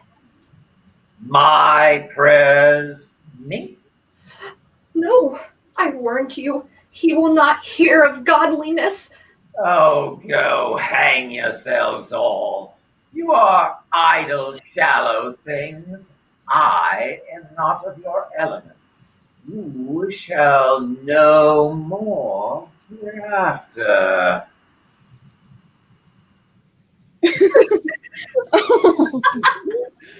Is it possible? If this were played upon a stage now, I could condemn it as an improbable fiction. His very genius hath taken the infection of the device. Nay, pursue him now, lest the device take air and faint. Why, we shall make him mad indeed. The house will be the quieter. Come, we'll have him in a dark room and bound. My niece is already of the belief that he is mad. We may carry it thus for our pleasure and his penance, until our very pastime, tired out of breath, prompt us to have mercy on him. At which time we will bring the device to the bar and crown thee a finder of madmen. But see. More matter for a May morning. Here's the challenge. I warrant there's vinegar and pepper in it. Is so saucy. I is. Read it. Forgive me. I warrant him. Youth, whatsoever thou art but a scurvy fellow. Good and valiant. Wonder not, nor admire not in thy mind why I do call thee so, for I'll show thee no reason for it. A good note that keeps you from the blow of the law. Thou comest to the Lady Olivia, and in thy sight she uses thee kindly, but thou liest in thy throat. That is not the matter which I challenge thee for. Very brief and to exceeding good sense. Less. I will waylay thee going home, where if it be thy chance to kill me, Good. Thou killst me like a rogue and a villain. Still, you keep on the windy side of the law. Good. Fare thee well, and God have mercy upon one of our souls. He may have mercy upon mine, but my hope is better.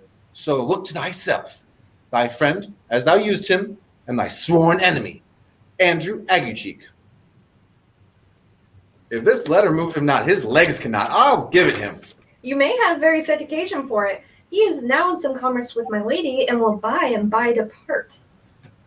Go, stranger, scout me for him at the corner of the orchard like a bum bailey. So soon as ever thou seest him, draw, and as thou drawest, swear horrible. For it comes to pass oft that terrible oath with swaggering accent sharply twanged off gives manhood more probation than proof itself ever earned him. Away!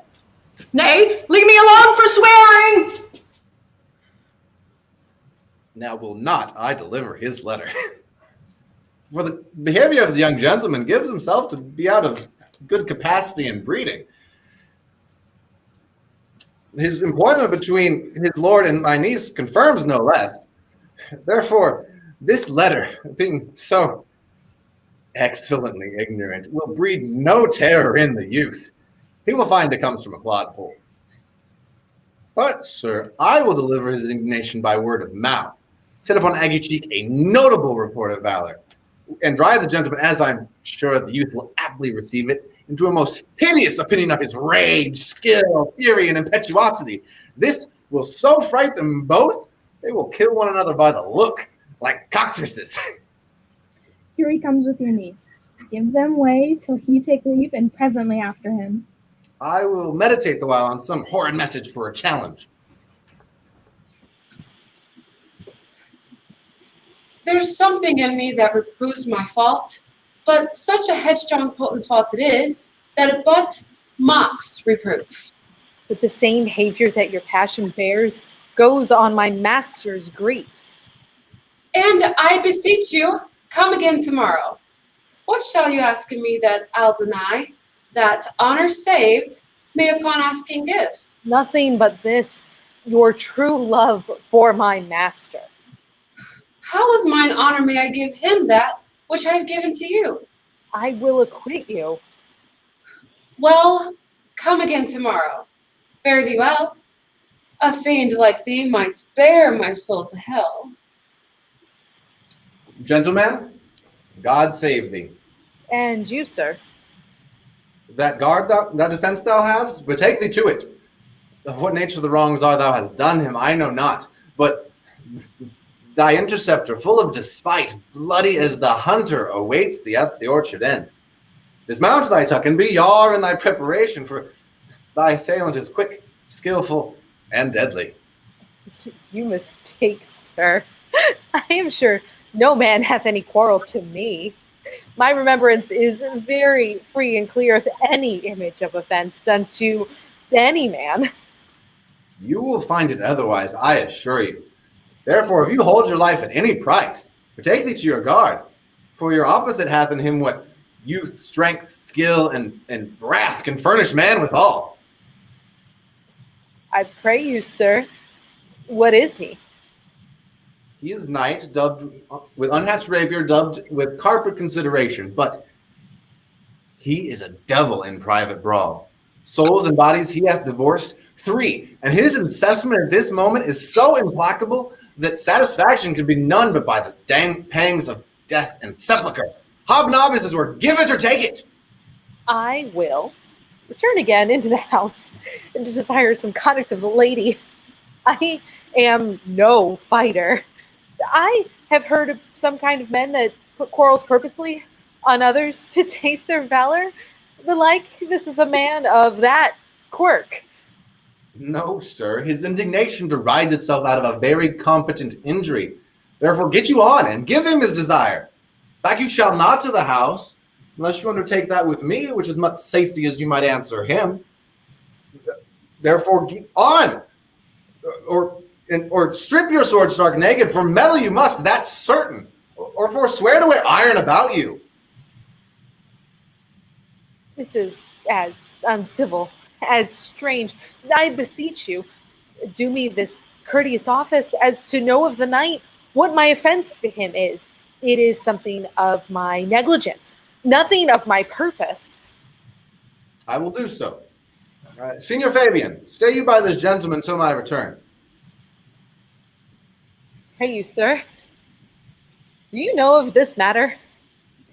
I know the knight is incensed against you, even to a mortal arbitrament, but nothing of the circumstance more. I beseech you, what manner of man is he? Nothing of that wonderful promise. To read him by his form, as you are like to find him in the proof of his valor. He is indeed, sir, the most skillful, bloody, and fatal opposite that you could possibly have found in any part of Illyria. Will you walk towards him? I will make your peace with him if I can. I will be much bound to you for it. I am one that had rather go with Sir Priest than Sir Knight. I care not who knows so much of my mettle. And he's a very devil. I have never seen such a farrago. I had a pass with him, rapier, scabbard, and all, and he gives me the stuck-in with such a mortal motion that it is inevitable. And on the answer, he pays you as surely as your feet hits the ground they step on. They say he's been a fencer for the Sophie. Ox on it! I'll not meddle with him. Aye, but he will now not be pacified. Fabian could scarce hold him yonder. Plague on it! And I thought he had been valiant and so cunning in fence. I'd have seen him dared I have challenged him. Let him let the matter slip, and I'll give him my horse, Grey Capulet. I'll make the motion. Stand here, make a good show on it. This shall end without the perdition of souls. Mary, I'll ride your horse as well as I ride you.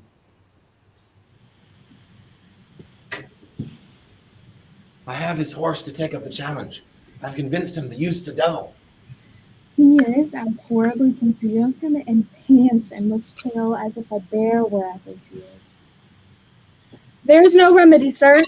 He will fight with you for his oath's sake. Mary, he hath better bethought him of his quarrel, and he finds that now scarce to be worth talking of. Therefore, draw for the supportance of his vow. He protests he will not hurt you. Pray God defend me. A little thing would make me tell him how much I lack of a man. Give ground if you see him furious. Come, Sir Andrew, there is no remedy. The gentleman will, for his honor's sake, have one bout with you. He cannot by the duello avoid it, but he has promised me, as he is a gentleman and a soldier, he will not hurt you. Come on, to it. Pray God he keep his oath. I do assure you, 'tis against my will. Put up your sword. If this young gentleman have done offense, I take the fault on me. If you offend him, I for him defy you. You, sir, why, what are you? One, sir, that for his love dares yet do more than you have heard him brag to you he will. Nay, if you be an undertaker, I am for you. Oh, good Sir Toby, hold. Here comes the officer. I'll be with you anon. Pray, sir, put your sword up if you please. Marry will I, sir. And for that I promised you I will be as good as my word. He will bear you easily and reigns well. Antonio, I arrest thee at the suit of Count Orsino. You do mistake me, sir. No, sir, no jot. I know your favor well, though now you have no sea cap on your head. Away with you. You know I know you well. I must obey. This comes with seeking you. There is no remedy. I shall answer it. What will you do? Now my necessity makes me to ask you for my purse. It grieves me much more for what I cannot do for you than what befalls myself. You stand amazed, but be of comfort. Come, sir, away. I must entreat of you some of that money. What money, sir? For the fair kindness you have showed me here, and part being prompted by your present trouble. Out of my lean and low ability, I'll lend you something. My having is not much. I'll make division of my present with you. Here's half my coffer. Will you deny me now? It's possible that my deserts to you can lack persuasion. Do not tempt my misery, lest it make me so unsound a man as to upbraid you with those kindnesses that I have done for you. I know of none, nor know I you by voice or any feature. I hate ingratitude more in a man than lying, vainness, babbling drunkenness, or any taint of vice whose strong corruption inhabits our frail blood. Oh, heavens themselves! Come, sir. I pray you go. Let me speak a little. This youth that you see here, I snatched one half out of the jaws of death, relieved him with such sanctity of love, and to his image, which methought did promise most venerable worth, did I devotion. What's that to me? The time goes by. Away. But oh, how vile and idle proves this God! Thou hast, Sebastian, done good feature shame. In nature there is no blemish but the mind, none can be called deformed but the unkind. Virtue is beauty, but the beauteous evils are empty trunks or flourished by the devil. The man grows mad. Away with you. Come, come, sir. Lead me on. Come hither, knight. Come hither, Fabian. We'll whisper over a couple of two of most sage saws. Methinks his words do from such passion fly, that he believes himself. So do not I. Prove true, imagination, oh, prove true, that I, dear brother, be now taken for you. He named Sebastian. I my brother know, yet living in my glass. Even such and so in favor was my brother, and he went still in this fashion, color, ornament, for him I imitate. Oh, if it prove, tempests are kind, and salt waves fresh in love. A very dishonest and paltry boy, and more a coward than a hare. His dishonesty appears in leaving his friend here in necessity and denying him. And as for his cowardship, ask Fabian. A coward, a most devout coward, religious in it. Slid, I'll after him again and beat him. Do it. Cuff him soundly, but never draw thy sword.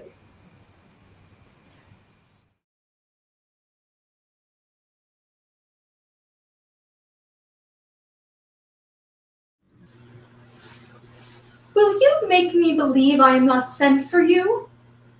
Go to, go to. Thou art a foolish woman. Let me be clear of thee. Well held out of faith. No, I do not know you, nor I was not bid by my lady, so that you would come speak with her, nor you are not Master Cesario, nor this is not my nose neither. Nothing that is so is so. I prithee, vent thy folly somewhere else. Thou knowest not me. Vent my folly? Thou hast heard this word from some great man, and now applies it to a fool? Vent my folly? I'm afraid this great lover of world will prove a cockney. I prithee, ungird thy strangeness, and tell me what I shall vent to my lady. Shall I vent to her that thou art coming? I prithee, foolish Greek, depart from me. There's money for thee. If thou tarry longer, I shall give worse payment. By my troth, thou hast an open hand. These wise men that give fools money do get themselves a good report after 14 years' purchase. Now, sir, have I met you again? There's for you. Why, there's for thee. Are all the people mad? Hold, sir, or I'll throw your dagger or the house. This I will tell my lady straight. I would not be in some of your coats for tuppence. Come on, sir, hold. Nay, let him alone. I'll go another way to work with him. I'll have an action of battery against him if there be any law in Illyria. Yet, I struck him first, yet it's no matter for that. Come, my young soldier, you are well fleshed. Come on. If thou darest tempt me further, draw thy sword. What? What? Nay, then I must have an ounce or two of this malapert blood from you. Hold, Toby! On thy life I charge thee, hold. Madam? Will it be ever thus, ungracious wretch, fit for the mountains and barbarous caves where manners never were preached? Out of my sight! Be not offended, dear Cesario. Grigsby, be gone. I prithee, gentle friend, let thy fair wisdom, not thy passion sway in this uncivil and unjust extent against thy peace. Come with me to my house, and hear thou there how many fruitless pranks this ruffian hath watched up, that thou thereby mayst smile at this. Thou shalt not choose but go. Do not deny. Oh, beshrew his soul for me. He started one poor heart of mine in thee. What relish is in this? How runs the stream? Or that I am mad? Or else this is a dream? Let fancy still my sense in leafy steep. If it be thus to dream, let me sleep. Nay, come, I prithee. Wilt thou to be ruled by me? Madam, I will. Oh, say so and so be. Nay, I prithee, put on the gown and the beard. Make him think thou art Sir Topus the curate. Do it quickly, I'll call Sir Toby the whilst. Well, I'll put it on and I will dissemble myself, and I would I were the first that ever dissembled myself in such a gown. The competitors enter. Jove bless thee, Master Parson. Bonus deal, Sir Toby, for, as the old hermit of Prague once said to a niece of King Gorboduc, that is. So I am Master Parson being Master Parson, for what is that but that, and is but is. To him, Sir Topus. What ho, I say, peace in this prison. The knave counterfeits well, a good knave. Who calls there? Sir Topus the curate, come to visit Malvolio the lunatic. Sir Topus, good Sir Topus, go to my lady. Out, hyperbolical fiend! How vexest thou this man? Talks nothing but of ladies? Sir Topus, never was man thus wronged. Sir Topus, I do not think that I am mad. They have laid me here in hideous darkness. Fie, thou dishonest Satan! I call thee by the most modest terms, for I am one of those gentle ones who uses the devil himself with courtesy. Sayest thou the house is dark? As hell, Sir Topus. Wide half-bay windows as transparent as barricadoes, and the clerestories to the south-north are as lustrous as ebony. And yet thou complainst of darkness? I say this house is as dark as ignorance, though ignorance be as dark as hell. And I say never was man thus abused. I am no more mad than you are. Make a trial of it in any constant question. What is the opinion of Pythagoras concerning wildfowl? That the soul of our grandam might haply inhabit a bird. What thinkst thou of his opinion? I think nobly of the soul, and in no way approve his opinion. Fare thee well, remain thou still in darkness. Thou shalt hold the opinion of Pythagoras ere I will allow of thy wits, and fear to kill a woodcock, lest thou dispossess the soul of thy grandam. Fare thee well. Setobus! Setobus! My most exquisite Sertopus. Nay, I am for all waters. Thou mightst have done this without thy beard and gown. He sees thee not. To him in thine own voice, and let me know how thou find'st him. I would we were well rid of this knavery. If he may be conveniently delivered, I would he were. For I am now so far in offense with my niece that I can pursue with no safety this sport the upshot.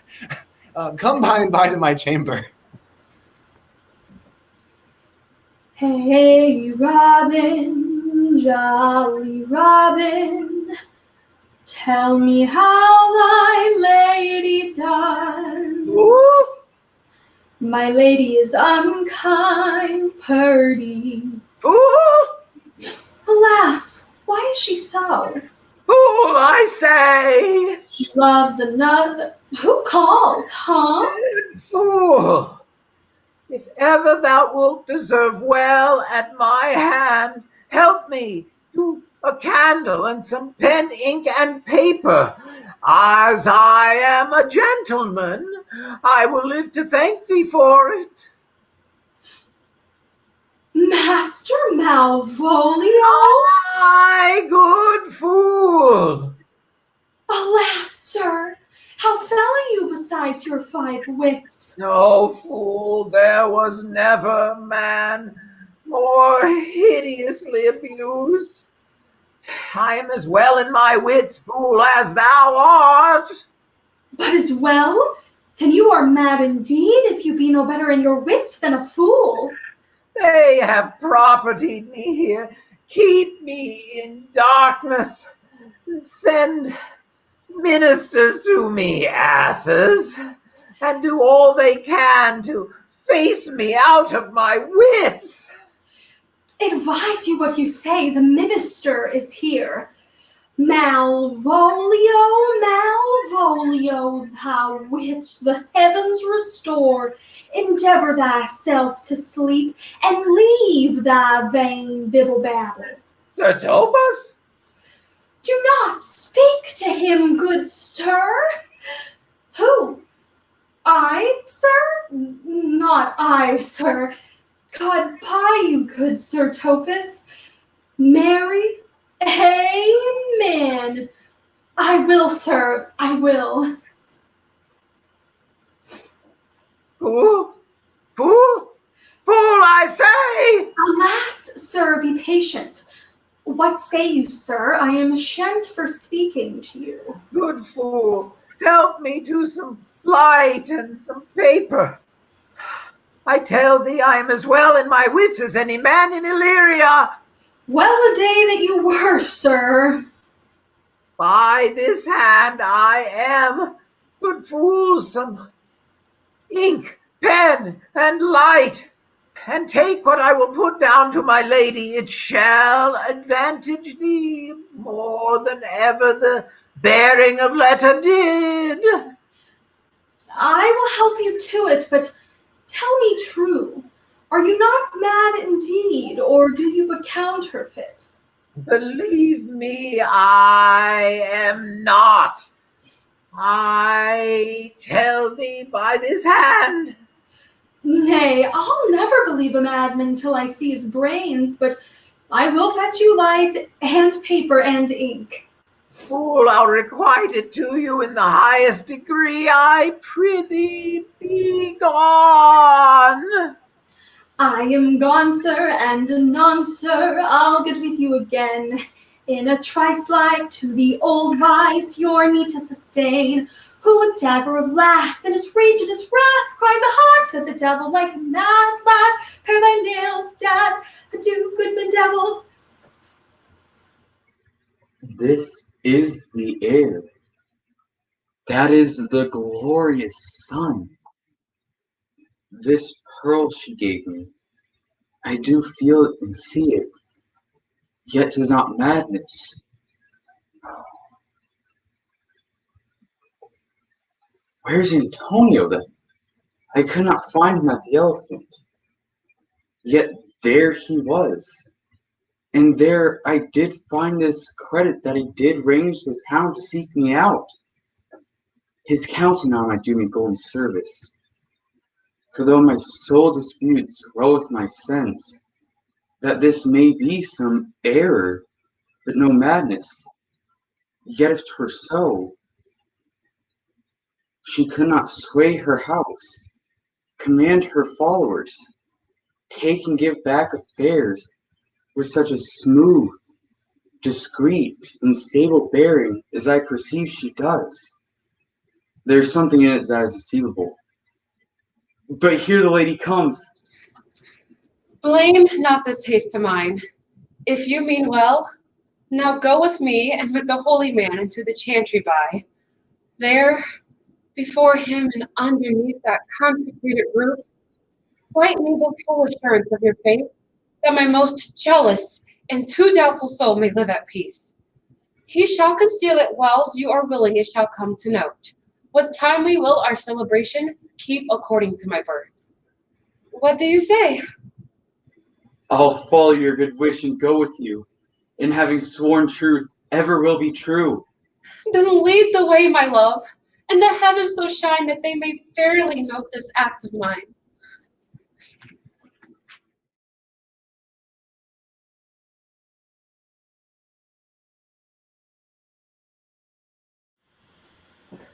Belong you to the Lady Livia, friend? Aye, sir, I am one of her trappings. I know thee well. How dost thou, my good fellow? Truly, sir, the worse for my friends and the better for my foes. Just the contrary, the better for thy friends. No, sir, the worse. How can that be? Marry, sir, they praise me and make an ass of me. Now my foes tell me plainly I am an ass, so that by my foes, sir, I profit in the knowledge of myself, and by my friends I am abused. So that, conclusions to be as kisses, if your 4 negatives make your 2 affirmatives, why, then the better for my foes and the worse for my friends. Why, this is excellent. By my troth, sir, no, but it please you to be one of my friends. Thou shalt not be the worst for me. There's gold. But that it would be double dealing, sir. I would you could make it another. Oh, you give me ill counsel. Put your grace in your pocket this once, sir, and let your flesh and blood obey it. Well, I will be so much a sinner to be a double dealer. There's another. Primo secundo tertio, sir, is a good play, and as the saying goes, the third pays for all. The triplet, sir, is a good tripping measure, or the bells of St. Bennet, sir, may put you in mind. 1, 2, 3. You can fool no more money out of me at this throw. If you will let your lady know I've come to speak with her and bring her along with you, it may awake my bounty further. Marry, sir, lullaby to your bounty till I come again. And as you say, sir, let your bounty take a nap. I will awake it anon. Here comes the man, sir, that did rescue me. That face of his, I do remember well. Yet when I saw it last, it was besmeared as black as Vulcan in the smoke of war. What's the matter? Orsino, this is that Antonio that took the phoenix and her fraught from Candy. And this is he that did the tiger board when your young nephew Titus lost his leg. Here in the streets, desperate of shame and state and private brabble, did I apprehend him. He did me a kindness, sir, drew on my side, but in conclusion put strange speech upon me. I know not what 'twas, but distraction. Notable pirate, thou saltwater thief, what foolish boldness brought thee to their mercies, whom thou, in terms so bloody and so dear, hast made thine enemies? Orsino, noble sir, be pleased that I shake off these names you give me. Antonio never yet was thief or pirate, though I confess on base and ground enough. Orsino's enemy, a witchcraft drew me hither. That most ingrateful boy there by your side, From the rude seas, enraged and foamy mouth did I redeem. A wreck past hope he was. His life I gave him, and thereto did add my love without retention or restraint, all his in dedication. For his sake did I expose myself, pure for his love, into the danger of this adverse town. Drew to defend him when he was beset, or being apprehended, his false cunning, not meaning to partake with me in danger, taught me to face me out of his acquaintance, and grew a 20-year removed thing. While one would wink, denied me my own purse, which I had recommended to his use not half an hour before.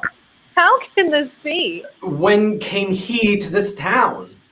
Today, my lord, and for 3 months before, no intern, not a minute's vacancy. Both day and night did we keep company. Here comes the Countess, now heaven walks on earth. But for thee, fellow, thy words are madness. 3 months this youth hath attended upon me, but more of that anon. Take him aside. What would my lord, but that he may not have, wherein Olivia may seem serviceable? Cesario, you do not keep promise with me. Madam? Gracious Olivia? What do you say, Cesario? Good, my lord. My lord would speak. My duty hushes me. If it be aught to the old tune, my lord, it is as fat and fulsome to mine ear as howling after music. Still so cruel? Still so constant, lord. What to perverseness, you uncivil lady, whose ingrate and unauspicious altars my soul the faithfulest offerings have breathed out, that ere devotion tendered, what shall I do? Even what it please, my lord, that shall become him. Why should I not? Had I the heart to do it like the Egyptian thief at the point of death, kill one I love? Savage jealousy that savors nobly. But hear me this, since you to non-regardance cast mine faith, and that I partly know the instrument that screws me from my true place in your favor, live you the marble-breasted tyrant still. But this, your minion, whom I know you love, and whom by heaven I swear I tender dearly, him will I tear out that cruel eye where he sits crowned in his master's spite. Come, boy, with me. My thoughts are ripe with mischief. I'll sacrifice the lamb that I do love to spite a raven's heart within a dove. And I most jocund, apt, and willingly to do you rest. 1,000 deaths would die. Where goes Cesario? After him I love, more than I love these eyes, more than my life, more than all mores than e'er I shall love wife. If I do feign, you witnesses above, punish my life for tainting of my love. Ay me, detested! How am I beguiled? Who does beguile you? Who does do you wrong? Hast thou forgot thyself? Is it so long? Come away. Whither, my lord? Cesario, husband, stay. Husband? Aye, husband. Can he that deny? Her husband, Sarah? No, my lord, not I. Alas, it is the baseness of thy fear that makes thee strangle thy propriety. Fear not, Cesario. Take thy fortunes up. Be that thou knowest thou art, and then thou art as great as thou fearest. Thou dost know what hath newly passed between yourself and me. A contract of eternal bond of love, confirmed by the mutual joinder of our hands, attested by the holy close of lips, strengthened by the interchangement of our rings. Oh, thou dissembling cub, what will thou be when time is so to grizzle on thy case? Or will not else thy craft so quickly grow that thine own trick shall be thine overthrow? Farewell, and take her, but direct thy feet where thou and I henceforth may never meet. My lord, I do protest. Oh, do not swear. Hold a little faith, though thou hast too much fear. For the love of God, a surgeon! Send one presently to Sir Toby! What's the matter? Has broke my head across, and has given Sir Toby a bloody coxcomb too. For the love of God, your help. I had rather than 40 pound I were at home. Who has done this, Sir Andrew? The Count's gentleman, one Cesario. We took him for a coward, but he's the very devil incarnate. My gentleman, Cesario? Odds lifelings, here he is. You broke my head for nothing, and that I was set on to do, I was set on to do it by Sir Toby. Why do you speak to me? I never hurt you. You drew your sword upon me without cause, but I bespake you fair and hurt you not. If a bloody coxcomb be a hurt, you have hurt me. I think you said nothing by a bloody coxcomb. Here comes Sir Toby halting. You shall hear more, but if he had not been in drink, he would have tickled you other gates than he did. How now, gentleman housed with you? So one has heard me, and that's the end on it. Saw it. Did Dick Surgeon saw it? Oh, Sir Toby, he's drunk. An hour gone, his eyes were set at 8 in the morning. Then he's a rogue and a passive measures paving. I hate a drunken rogue. Away with him! Who hath made this havoc with them? I'll help you, Sir Toby, because we'll be dressed together. Will you help? An asshead and a coxcomb and a knave, a thin-faced knave. A go? Get him to bed and let his hurt be looked to. I'm sorry, madam. I have hurt your kinsman. But had it been the brother of my blood, I must have done no less with wit and safety. You throw a strange guard upon me, and by that I do perceive it hath offended you. Pardon me, sweet one, but for the vows we made each other but so long ago. One face, one voice, one habit in 2 persons? A natural perspective this is and is not. Antonio, oh my dear Antonio, how the hours racked and tortured me since I have lost thee. Sebastian, are you? Fearst thou that, Antonio? How have you made division of yourself? An apple cleft in 2 is no more twin than these 2 creatures. Which is Sebastian? Most wonderful. Do I stand there?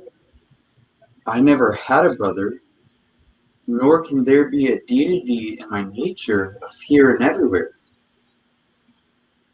Of charity, what kin are you to me? What parentage? What name? What countryman? Of Messalene.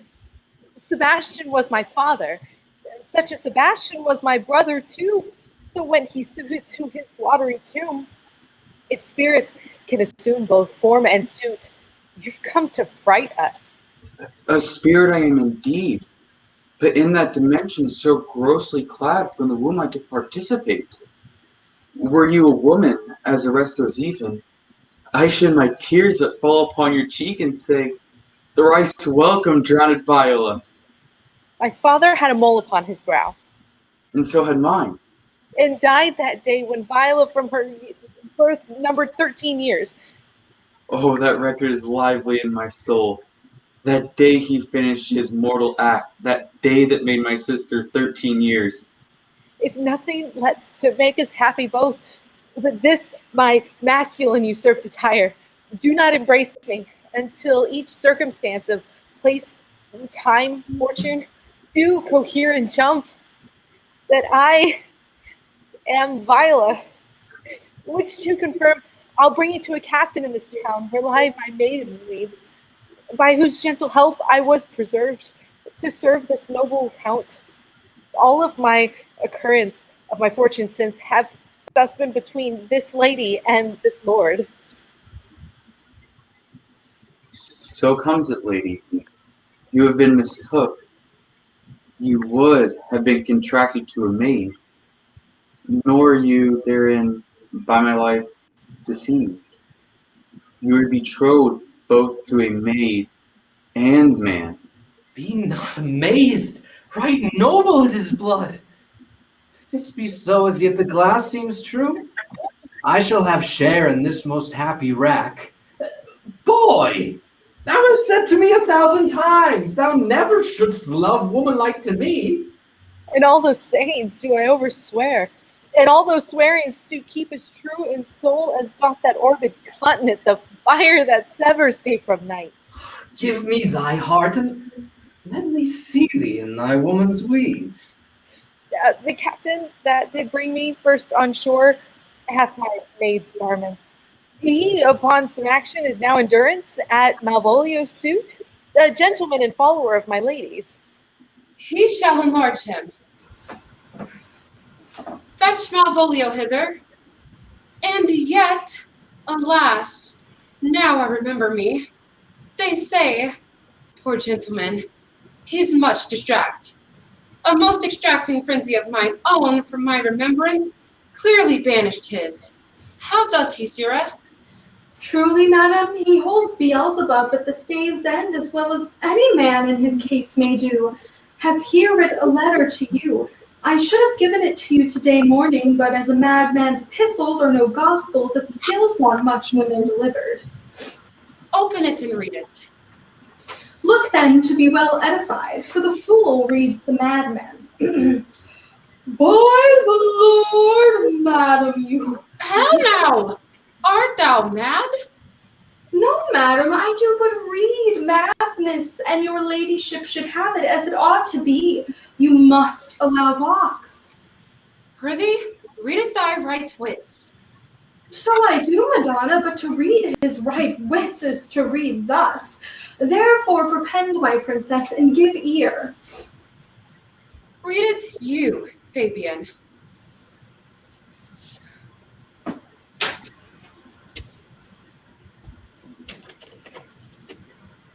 By the Lord, madam, you wrong me, and the world shall know it. Though you have put me into darkness and given your drunken cousin rule over me, yet have I the benefit of my senses as well as your ladyship. I have your own letter that induced me to the semblance I put on, with the which I doubt not but to do myself much right or you much shame. Think of me as you please. I leave my duty a little unthought of and speak out of my injury. The madly used Malvolio. Did he write this? Aye, madam. This savors not much of distraction. See him deliver, Fabian. Bring him hither. My lord, so please you. These things further thought on to think me as well a sister as a wife. One day shall crown the alliance on, so please you, here at my house and at my proper cost. Madam, I am most apt to embrace your offer. Your master quits you, and for your service done him, so much against the metal of your sex, so far beneath your soft and tender breeding, you have my heart. You shall from this day be your master's mistress. A sister, you are she. Is this the madman? Aye, my lord, the same. How now, Malvolio? Madam, you have done me wrong. Notorious wrong. Have I, Malvolio? No. Lady, you have. Pray you peruse that letter. You must not now deny it is your hand. Write from it if you can, in hand or phrase, or say 'tis not your seal, not your invention. You can say none of it. Well, grant it then, and tell me in the modesty of honor, why have you given me such clear lights of favor, made me come smiling and cross-gartered to you, to wear yellow stockings and to frown upon Sir Toby and the lighter people, but acting this in an obedient hope? Why have you suffered me to be in prison, kept in a dark house, visited by the priest, and made the most notorious geck and gull that e'er invention played on. Tell me why. Alas, Malvolio, this is not my writing, though I confess much like the character, but out of question, 'tis Mariah's hand. And now I do bethink me, it was she first told me thou wast mad, then camest in smiling, and in such forms which he were presupposed upon thee in the letter. Prithee, be content. This practice hath most shrewdly passed upon thee. But when we know the grounds and authors of it, thou shalt be both the plaintiff and the judge of thine own cause. Good madam, hear me speak, and let no quarrel nor no brawl to come taint the condition of this present hour, which I have wondered at. In hope it shall not, most freely I confess, myself and Toby set this device against Malvolio here, upon some stubborn and uncourteous parts we had conceived against him. Maria writ the letter at Sir Toby's great importance, in recompense whereof he hath married her. How with the sportful malice it was followed may rather look on laughter than revenge, if that the injuries be justly weighed that have on both sides passed. Alas, poor fool, how have they baffled thee? Why, some are born great, some achieve greatness, and some have greatness thrown upon them. I was once, sir, in this interlude one Sir Topus, sir, but that's all one. By the Lord, fool, I am not mad. But do you remember, madam, why laugh you at such a barren rascal, and you smile not, she's gagged? And thus the whirligig of time brings in his revenges. I'll be revenged on the whole pack of you. He hath been most notoriously abused. Pursue him and entreat him to a peace. He hath not told us of the captain yet. When that is known, and golden time convince, the song combination shall be made of our dear souls. Meantime, sweet sister, we will not part from hence. Cesario, come. For so you shall be while you are a man, but when in other habits you are seen, Orsino's mistress and his fancy's queen. When that I was in a little tiny boy, with hey-ho, the wind and the rain, a foolish thing was but a toy, for the rain it raineth every day.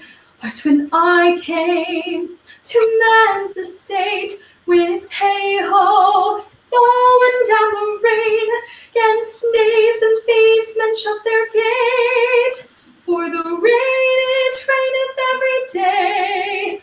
But when I came, alas, to wife, with hey-ho, the wind and the rain, by swaggering could I never thrive, for the rain it raineth every day.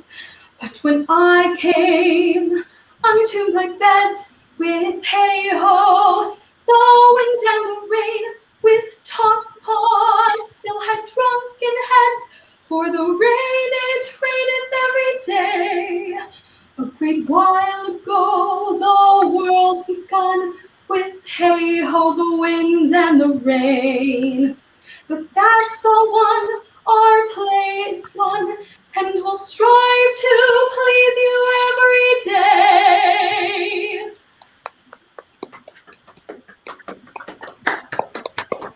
Another bride, another June, another sunny honeymoon, another season, another reason for making whoopee.